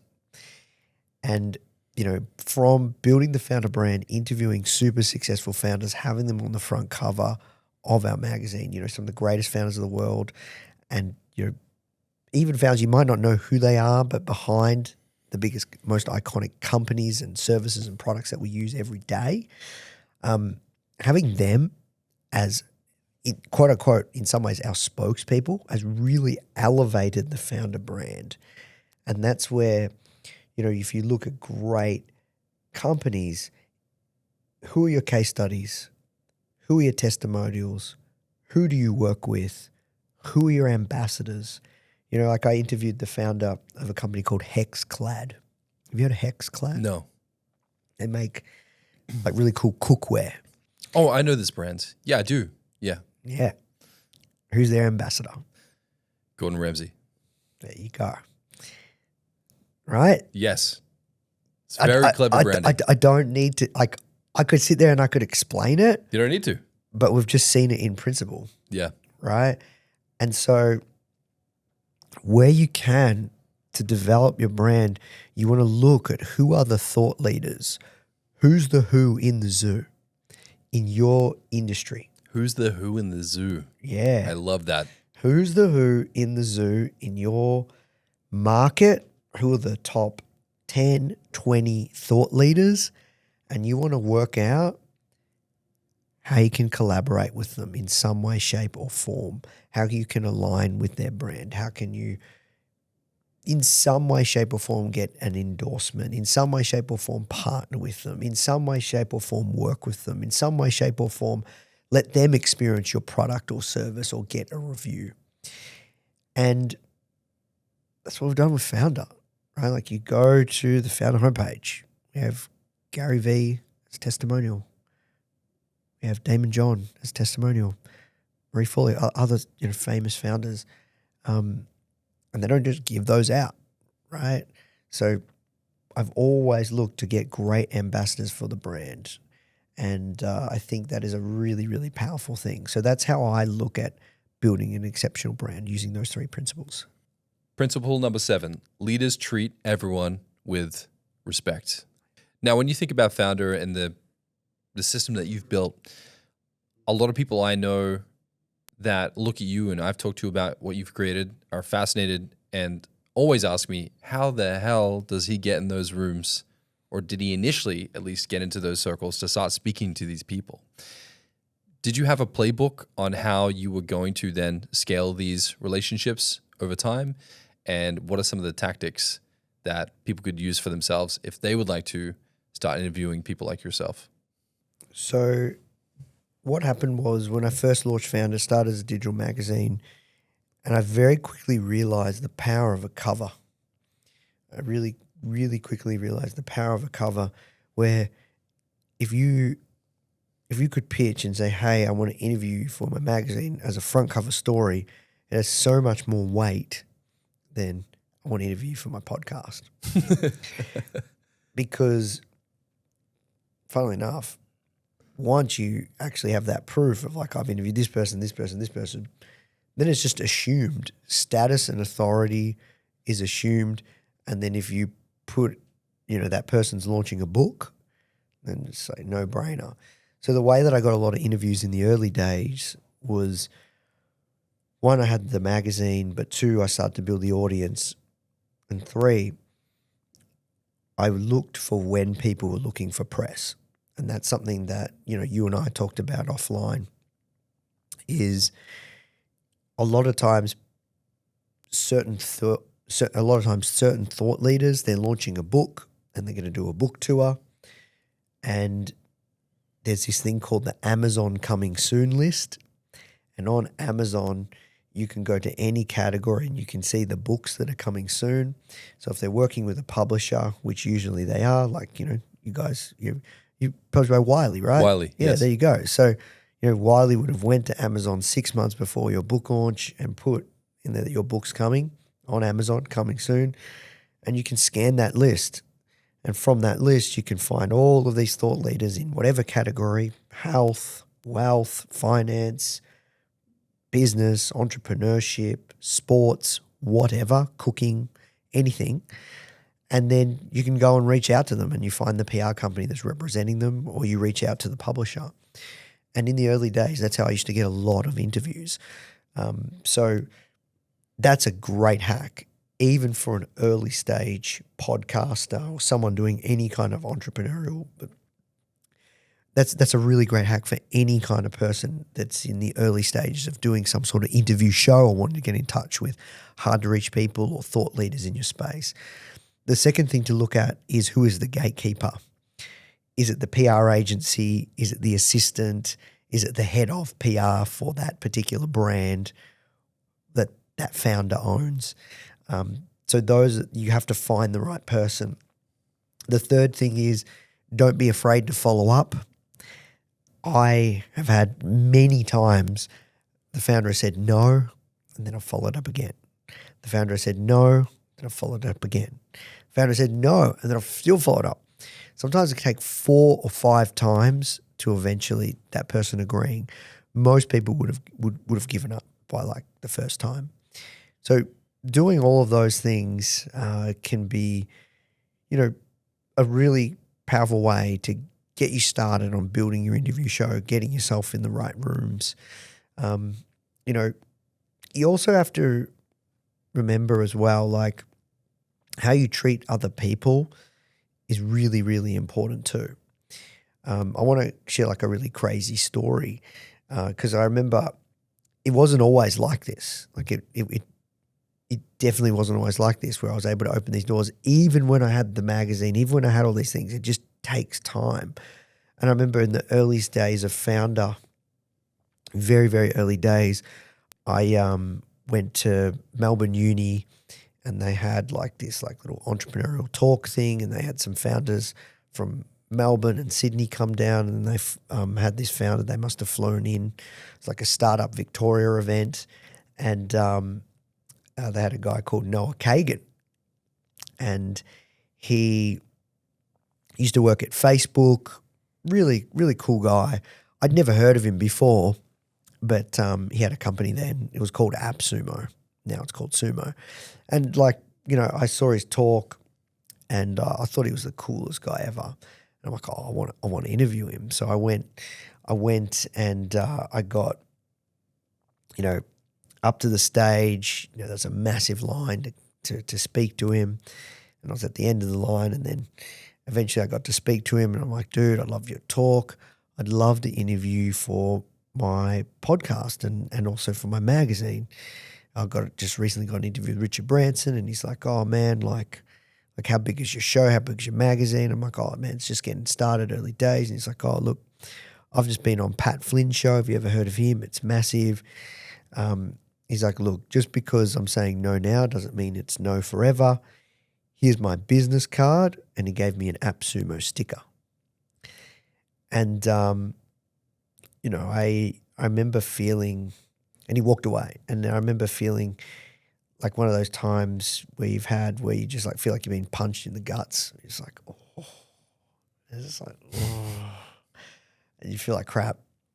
You feel worthless. And I just got on with it, And then a couple of years later, Foundr, I grew it, and he reached out. Like he got a mutual friend at the time, to introduce us, and he wanted to do a big partnership. And, I'm a massive fan of his work. I still have a lot of respect for him. And I said to him, yeah, happy to do this partnership, but just so you know, you might not remember this, but I thought this is a crazy story that maybe you should just, you might want to hear. And I told him the story that I just told you, and he was like, really, he didn't like me telling him that. He didn't like it? No. Anyways, we actually What did he say? Oh, it's like, yeah, no, don't worry about it. Don't worry about it. Don't worry about the partnership. Oh, he got upset. Yeah. And then a year later, he was like, sent me an email saying, let's be friends. And then we're all good.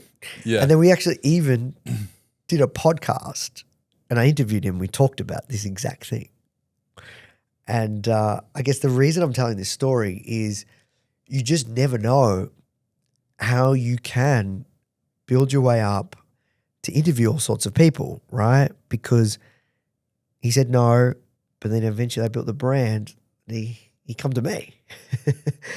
And you just never know, right? So I think if you just focus on building your brand, building your personal brand, and just treating people the way you want to be treated, I think you'll get there. Now, one thing I think is interesting here, and you've talked about this, is that most people treat assistants and EAs like obstacles. You treat them like the CEO. Why is this so crucial for unlocking access to powerful people? Well, those are the people that are going to get you through the door, right? So I think if you think about it, like let's just say Tony Robbins as an example. He's doing a book tour right now. He would have so many people just like wanting to interview him. He did this epic interview with Hormozi. I haven't watched it yet, but it looks really cool. It was unbelievable. Yeah, I'm excited to watch it. And I've downloaded it. I've got it ready to go. And he would be getting hit up like 20 times a day. Like, so he's got to have some sort of filter. And so that person that's controlling that filter, they are the ones that are going to choose whether they put it forward, whether it's to the PR or the person in charge, or whether it's to even to him. And they're going to have to kind of go, hey, this looks interesting. You might want to look. So someone's making a call, but they're the gatekeeper. So if you can find who the gatekeeper is, if you can have a convincing enough proposition, then they'll put a foot. When you think about making the proposition, what are those tactics? Are we talking about following them on LinkedIn, shooting them an email? What's the best practice or course of action to get in touch with a gatekeeper? I think, look, email's the easy one. It's probably the lazy one. You'll get more cut through a DM. You think DMs are better than email? For the gatekeeper, for sure. For sure. Think about it, right? If you're emailing that person and they've got, the brand, like they're going to get a lot of emails, I doubt they would get as many DMs. And then the next level up is like calling them on the phone if you can. How would you find their number? Well, that starts with, do you know anybody that's interviewed that person? Do you kind of work it backwards. Does this company have a phone number, right? Like, can you call up? Like, you'd work it backwards. So I want to understand this because I think this is something people would really like to know. And as podcasting is really taking off, people are like, how do I get in touch with these people? So let's say you try DM, you try email. You're also saying call the company line and see if you can navigate through that route? 100%. Okay. 100%. So that's how I got an interview with Richard Branson. I pitched his head of PR on the phone. By calling their head office? So I got her number because somebody else called her on the phone. And it's just a phone number that she has, and it's a work phone. How did you pitch her? How did you convince that gatekeeper that you'd be worthwhile of Richard Branson's attention?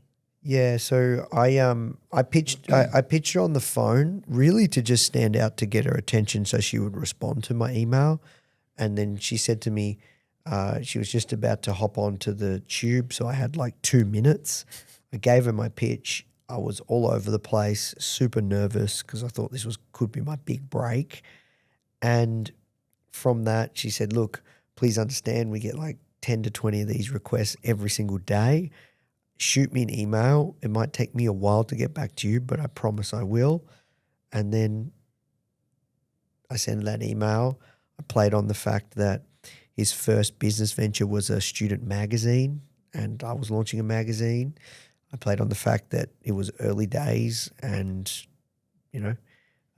this is like an up-and-coming magazine, but I'm just getting started and I'm really inspired by his journey. And he agreed.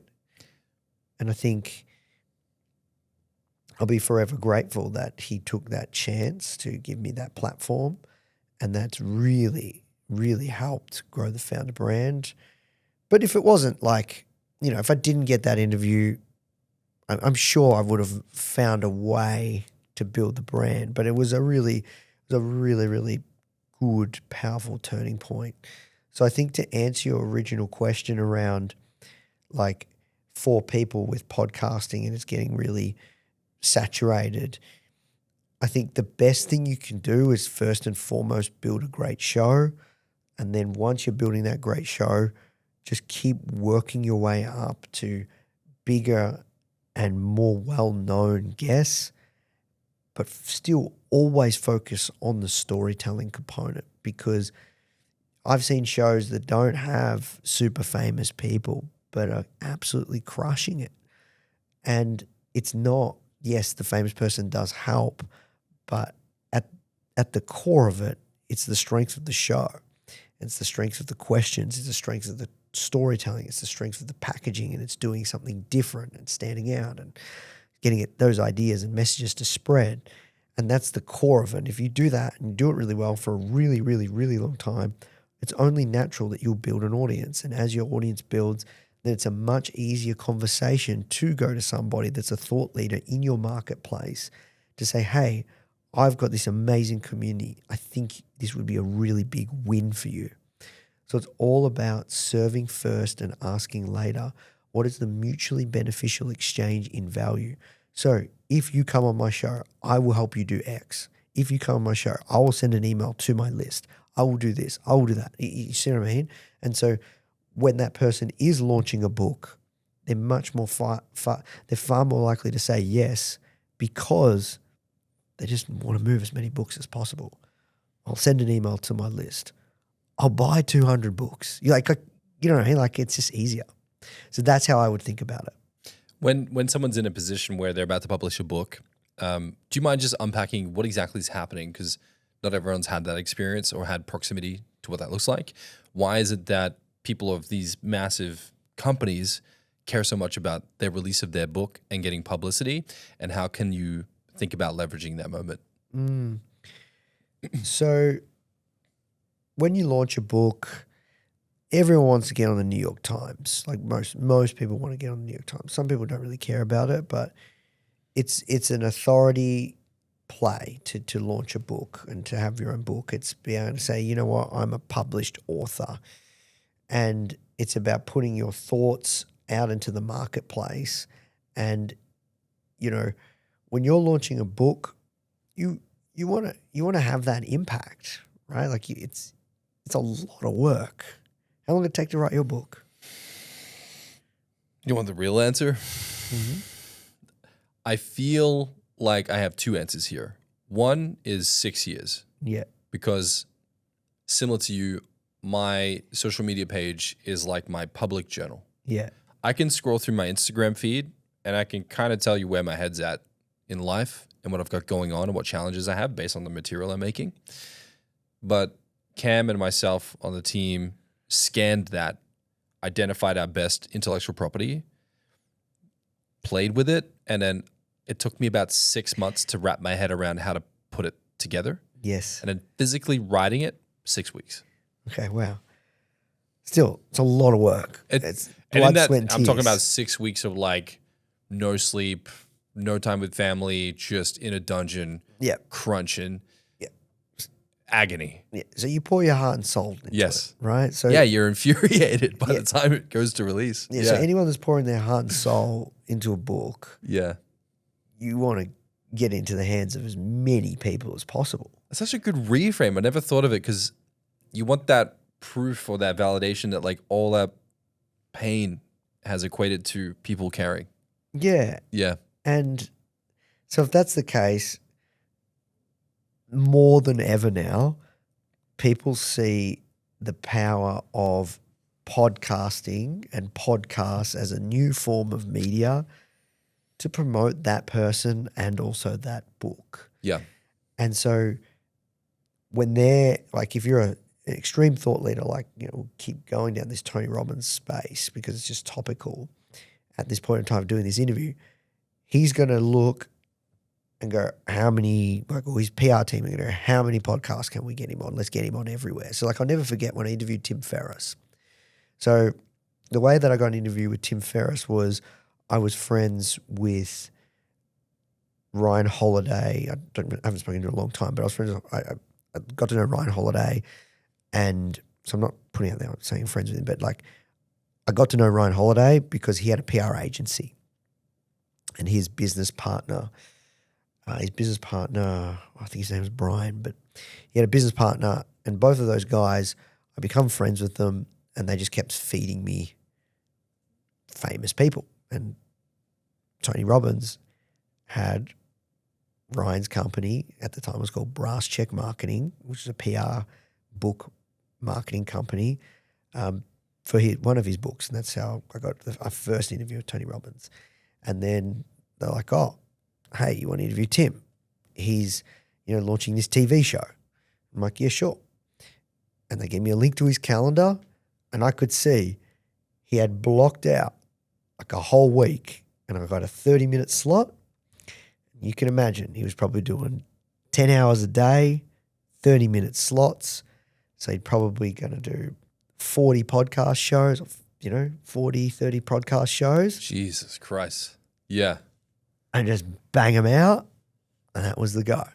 So that's how people think It's about like it. your ticket's up. Yeah. Yeah. Yeah. Get in there, do the interview, get out. Is that how these PR companies think? Is it that Machiavellian where they're just mass numbers, mass attention? Or do some of these people from your experience care about the craft? Depends. You can be strategic, right? Like that. There's strategy in that because you're only working with certain people and you're vetting and all these kinds of things. But yeah, it depends. All I could tell you is when someone's on a book tour, man, they're doing the tour. And if you've got a show, you want to be one of those people on that list, and it's just an easier way to get a yes. Principle number 8: trust builds speed. So this is an easy one. One thing I've found when it comes to leading people is it's all about the relationship you have with that person will dictate kind of your working relationship and how well you work together. But how do you build and how do you get to that relationship, and how do you it comes down to the level of quality conversations that you have with that person and the ability to be able to be vulnerable with that person. That's what builds trust. And the more trust that you have with that person and the stronger the relationship you have with that person, the better you work with that person, the faster you can move. And I think in this day and age where things are moving faster than ever, right? Like things that you can do with AI, man, agentic AI, Claude Code, like it is crazy. There's a company called Higgsfield. Is it Higgsfield? Yeah. They've got to 200 million ARR in 9 months. That's insane. Yeah, 200 million ARR in 9 months, right? How? Well, the strength of the product, but man, the team, you must have a kick-ass team. Strength of the product, AI, but strength, this thing is moving so fast. So for me, when it comes to building great teams, it's just having high levels of trust, high perform. And I learned this from my coach and leadership coach and mentor, Gary Dooley. It's like high levels of trust that teams have means you can move super fast. But how do you get to that level of trust? It's about being vulnerable, having those conversations and doing the work.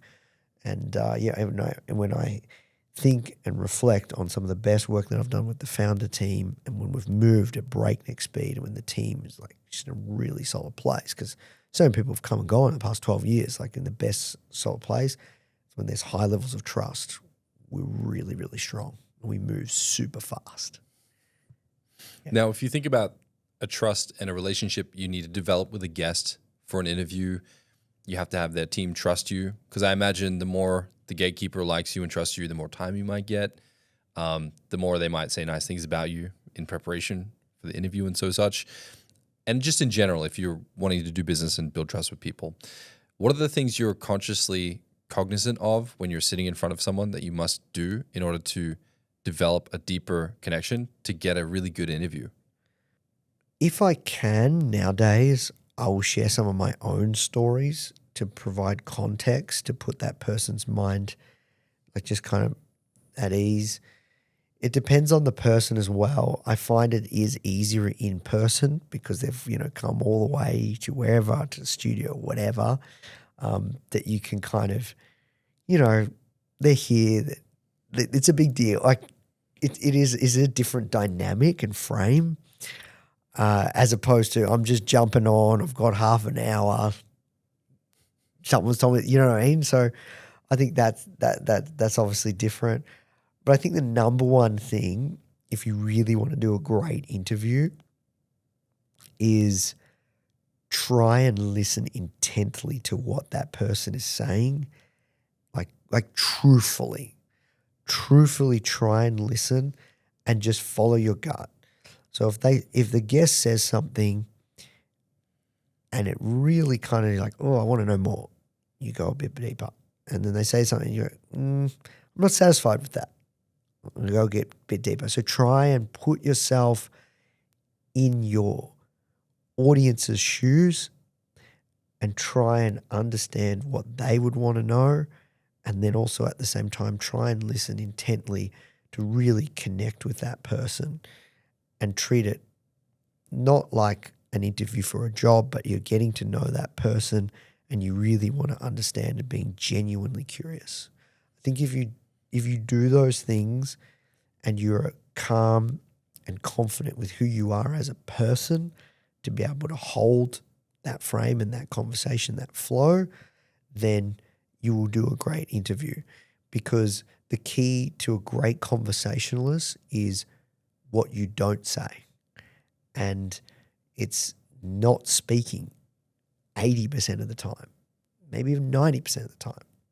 And it's really letting that guest really hold the floor and let them share, because, they're here to share with you, not you're here to share. And I think, if you really focus on the intent, listening really intently, the questions that you're asking on behalf of your guest, the questions and really focus on the questions that you're asking on behalf of your audience, and then, just really what you don't say.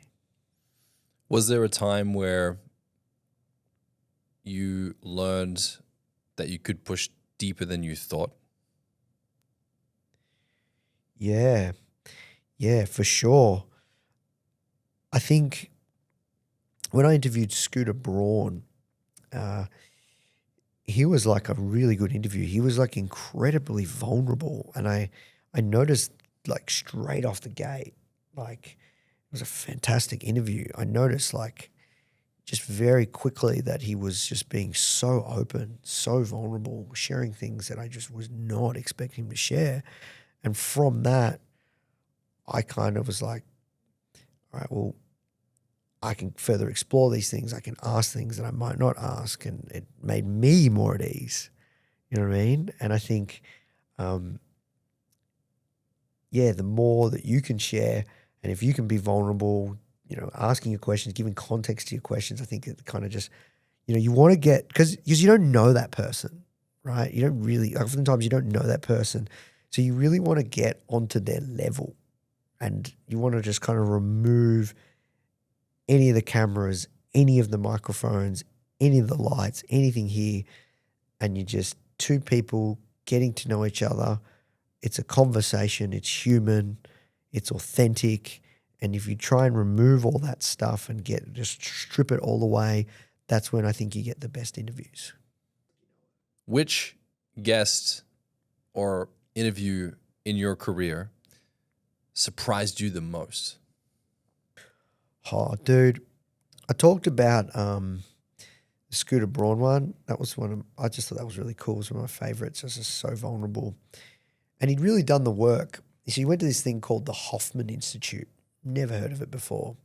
And apparently like a lot of people go to that. Have you heard of it before? No. Yeah, apparently a lot of people go to that to do like, I don't know, some form of discovery and work on themselves.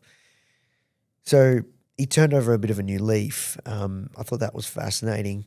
But the first thing that come to mind was not that one. It was one of the interviews that I did in the early days Foundr, when I was like true early days, fully struggling, man, when like no one would get back to me, and it was just like such a grind to get an interview, and like I didn't know what I was doing, and like I interviewed this one guy, and then this PR person pitched me this other guy and said he's amazing. So I did this interview with him, and he was like just way too, like supposedly like a millionaire or something, and just way too spiritual and out there, and telling me that if you want to, it was very, very affirmational. If you want to build a successful business, you need to say these certain prompts, and he was saying them out loud. It was wild. You were expecting like a money conversation, and the guy's throwing these spiritual prompts at you, and you're like, how do I navigate this? Yeah, it was wild, dude. It was wild. Lovely guy. Yeah. Lovely guy. Okay. However, just learn a hard lesson on like why you got to do your research and not just say yes to any interview. Yeah, we've had a few of those experiences. I won't name names, but we've had a few surprises over the years. Okay. Out of all the moments and rooms you've been in, all the conversations you've had, what was one moment that when you reflect, you feel like truly changed the trajectory of your life? I don't think there's been one, to be honest with you, Dane, because this is the interesting thing. I do this show, and as soon as it stops, I walk out the studio and I'm still running Foundr, and it's this whole other big machine. And like, I was like, it's, I know how you feel. Yeah. Yeah. I walk out of here in Arrival and I'm like, oh man. Yeah. So you just, you don't even get time, unfortunately, to like write notes and say, I got to do that.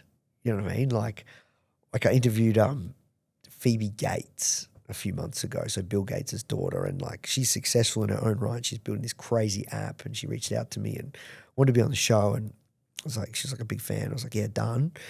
And like I was so impressed. And she gave me this tip how she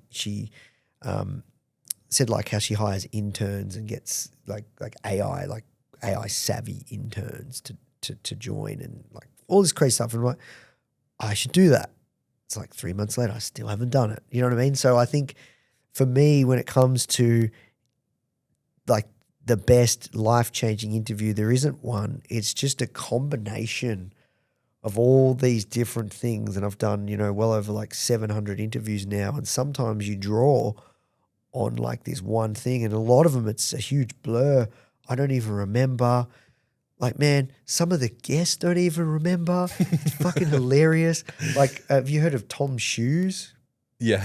Yeah, so I interviewed the founder of Tom Shoes. He was on the front cover of the magazine like 6-7 years ago. I saw, like, I don't even check really the founder Instagram much anymore. And I saw in the DMs, he's like messaged us and he's like, man, huge fan of your guys' content. I'm launching a book. I'd love to be interviewed for your show. And like, the dude didn't even remember, man. Like, come on. Like, like we had you on your, like we had you on the front cover, man. Like it's so funny. Like, so dude, like the guests don't even remember, man. Like, we've been doing it this long. So like, so it's just a huge blur. There's not been one life-changing one that's changed the trajectory. It's a combination of these things I draw on, and I just feel so lucky and privileged to just absorb all these different things and just hang out and be elevated and get to speak to all these people. But that doesn't make you a superhuman. You're still human. You still have the same challenges as everyone else. You still do dumb stuff. You still let your ego get in the way, and, you still make mistakes, and, Principle number 9, the last one. Let go to gain speed.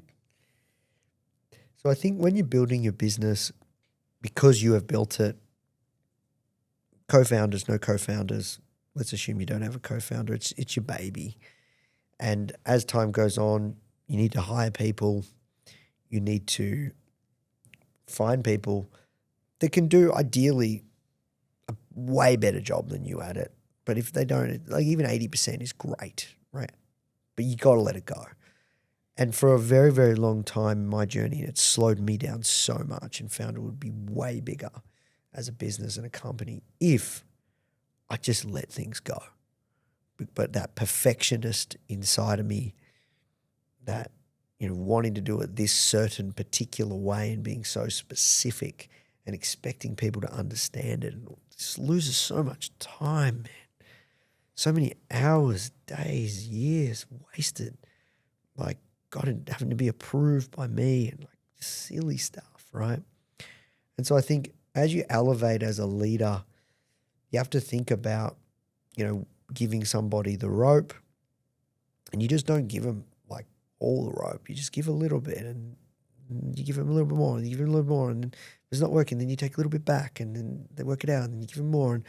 And that's, I think, as I talked about at the start, it's about finding the best possible people and then letting them go. Like letting them just run with it, man, and letting them like go do their thing and shine and just absolutely succeed. And like, that's what leadership is about. It's like taking people to places they never thought they could go. And yeah, like the best founders, they're great leaders. They're great with people. They're great managing people.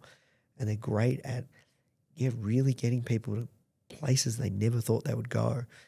But you have to let go, right? And that was one thing I learned from Richard Branson. He's like, you just gotta give people a go. Let them go. Have fun with it, right? And I think there's two sides of that coin though. And like I've been the person that has let go, given so much rope, no standards, coming in at 3:30 p.m. and then it comes back. You can't just like, it's a balance, And so each of those things are talked about. But I think you have to let go. I think you have to let go, and you have to find a way to let go and slowly even let go of the role as a CEO if that's what it means. You know what I mean? Like to really keep building. But you start as the person that's doing everything, and then over time you give away, you let go of every single other little thing to the point where the business doesn't even need you. What parts of yourself did you have to let go to get here? Oh, mainly, I'd say one of the biggest things is just that fear of failure and just being used to being uncomfortable. So I've had to evolve so much on just getting comfortable with being uncomfortable and putting myself in situations where I just got to do it. And I think that's the key to building a company. That's the key to building something of true worth and significance. That's the key to living a great life, is you just have to get used to doing things that are uncomfortable. And I'm not saying I'm a master of it. I'm not saying that I've worked it all out, but I've done it. I've just been really uncomfortable these past 12 years building Foundr. Why do you think you felt so uncomfortable? It's hard, man. It's hard. It's hard, like asking people to do stuff. It's hard, like, like begging, like, come on this show, or like, can you do this? Or like, can you work for me for next to nothing? Or, hey, I need to negotiate this. Or like, it's just hard, man. Like, it's like the founder of NVIDIA, Jensen Huang, I saw this clip on Instagram. I think you liked it too, where he was like, my biggest advice for people was like, if you actually knew how hard this is, you wouldn't do it. Like if you actually knew. Now you wouldn't change it, but he's like, most people like, they will want my job. Like he said, it's like, you just don't get it. But I'm not saying that in the sense that like I'm a victim or woe is me or any of that kind of stuff. It's just difficult. But on the other side, there's so many other pros as well, right? And so it's kind of, building a business is hard, yes. But building a business is fun, yes. Building a business is so many rewards, yes. But building a business, there's so many losses, yes. So it's the two extremes, I think. And I think that's why you have to get used to being uncomfortable, because it is hard.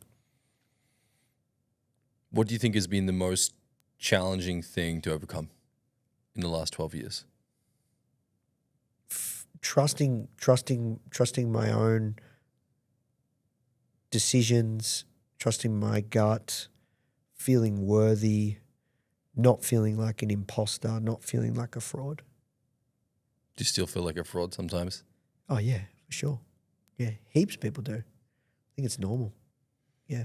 Because like at every level, every level, right? Like there's level, like so many levels to this game, right? We're talking about gaming, right? In many aspects, it's like Before the show, we're talking about our addiction for Counter-Strike. yeah, When we were that's teenagers, right. breaking out of our room 9 p.m. at night, Yeah. sneaking into the computer lab and Yeah, stealing the dial-up. Yeah. yeah. So like, I think when you think of business, you know, there's levels, right? And you get to one level and then you got to fight the next boss, right? And you get to another level, you got to fight the next boss, and it's just endless. So I think, every time you're trying to level up, you feel like, maybe I'm not cut out for this. Maybe it's not me, especially when it's tough. Because I think I like how Alex Hormozi talks about, like, you do something new and it's really fun and exciting or whatever, and then this always happens is it gets hard, and then the realistic stuff kicks in, and it takes way longer than you think, and you just got to grind it. It sucks, man. It's annoying. Yeah. If you think about what's around the corner for yourself, what's that next boss fight for you? I think the next boss fight for me is I still need to get better at letting go. As much as I say and sit here and go, you got to let go, and that I still need to get better at that. In conclusion here, taking the concept of taking agency, you're someone who's built an empire globally from your parents' bedroom. What does it mean to you to take so much agency in your life? I think it just means living a life by design and living a life that when you're on your deathbed, you can go, you know what? It's been good. It's been a wild ride. Nathan, I appreciate you, dude. It's always a pleasure to catch up. And today's really moved me, I think, in an emotional way, not like an intense emotional way, but you gave me a lot of clarity today. And I'm grateful for that. And dude, like, thanks for going out of your way to be here. You're welcome. And I'm just stoked for what you're doing next. I know you can't talk about a lot of it. But if you're watching this, please go like, share, subscribe. Nathan's channels, he's crushing it and putting out a lot of amazing content. And I'm excited for what you're about to do next, man. I really am. And thank you so much for being here. Thanks so much for having me, Dane. It's so cool that, like, literally we started this podcast a year ago. I knew your book. I knew you. I read this amazing book. I'm like, I'm going to reach out to this guy. This is an awesome book. And then here we are. I appreciate the love, man. Thank you so much.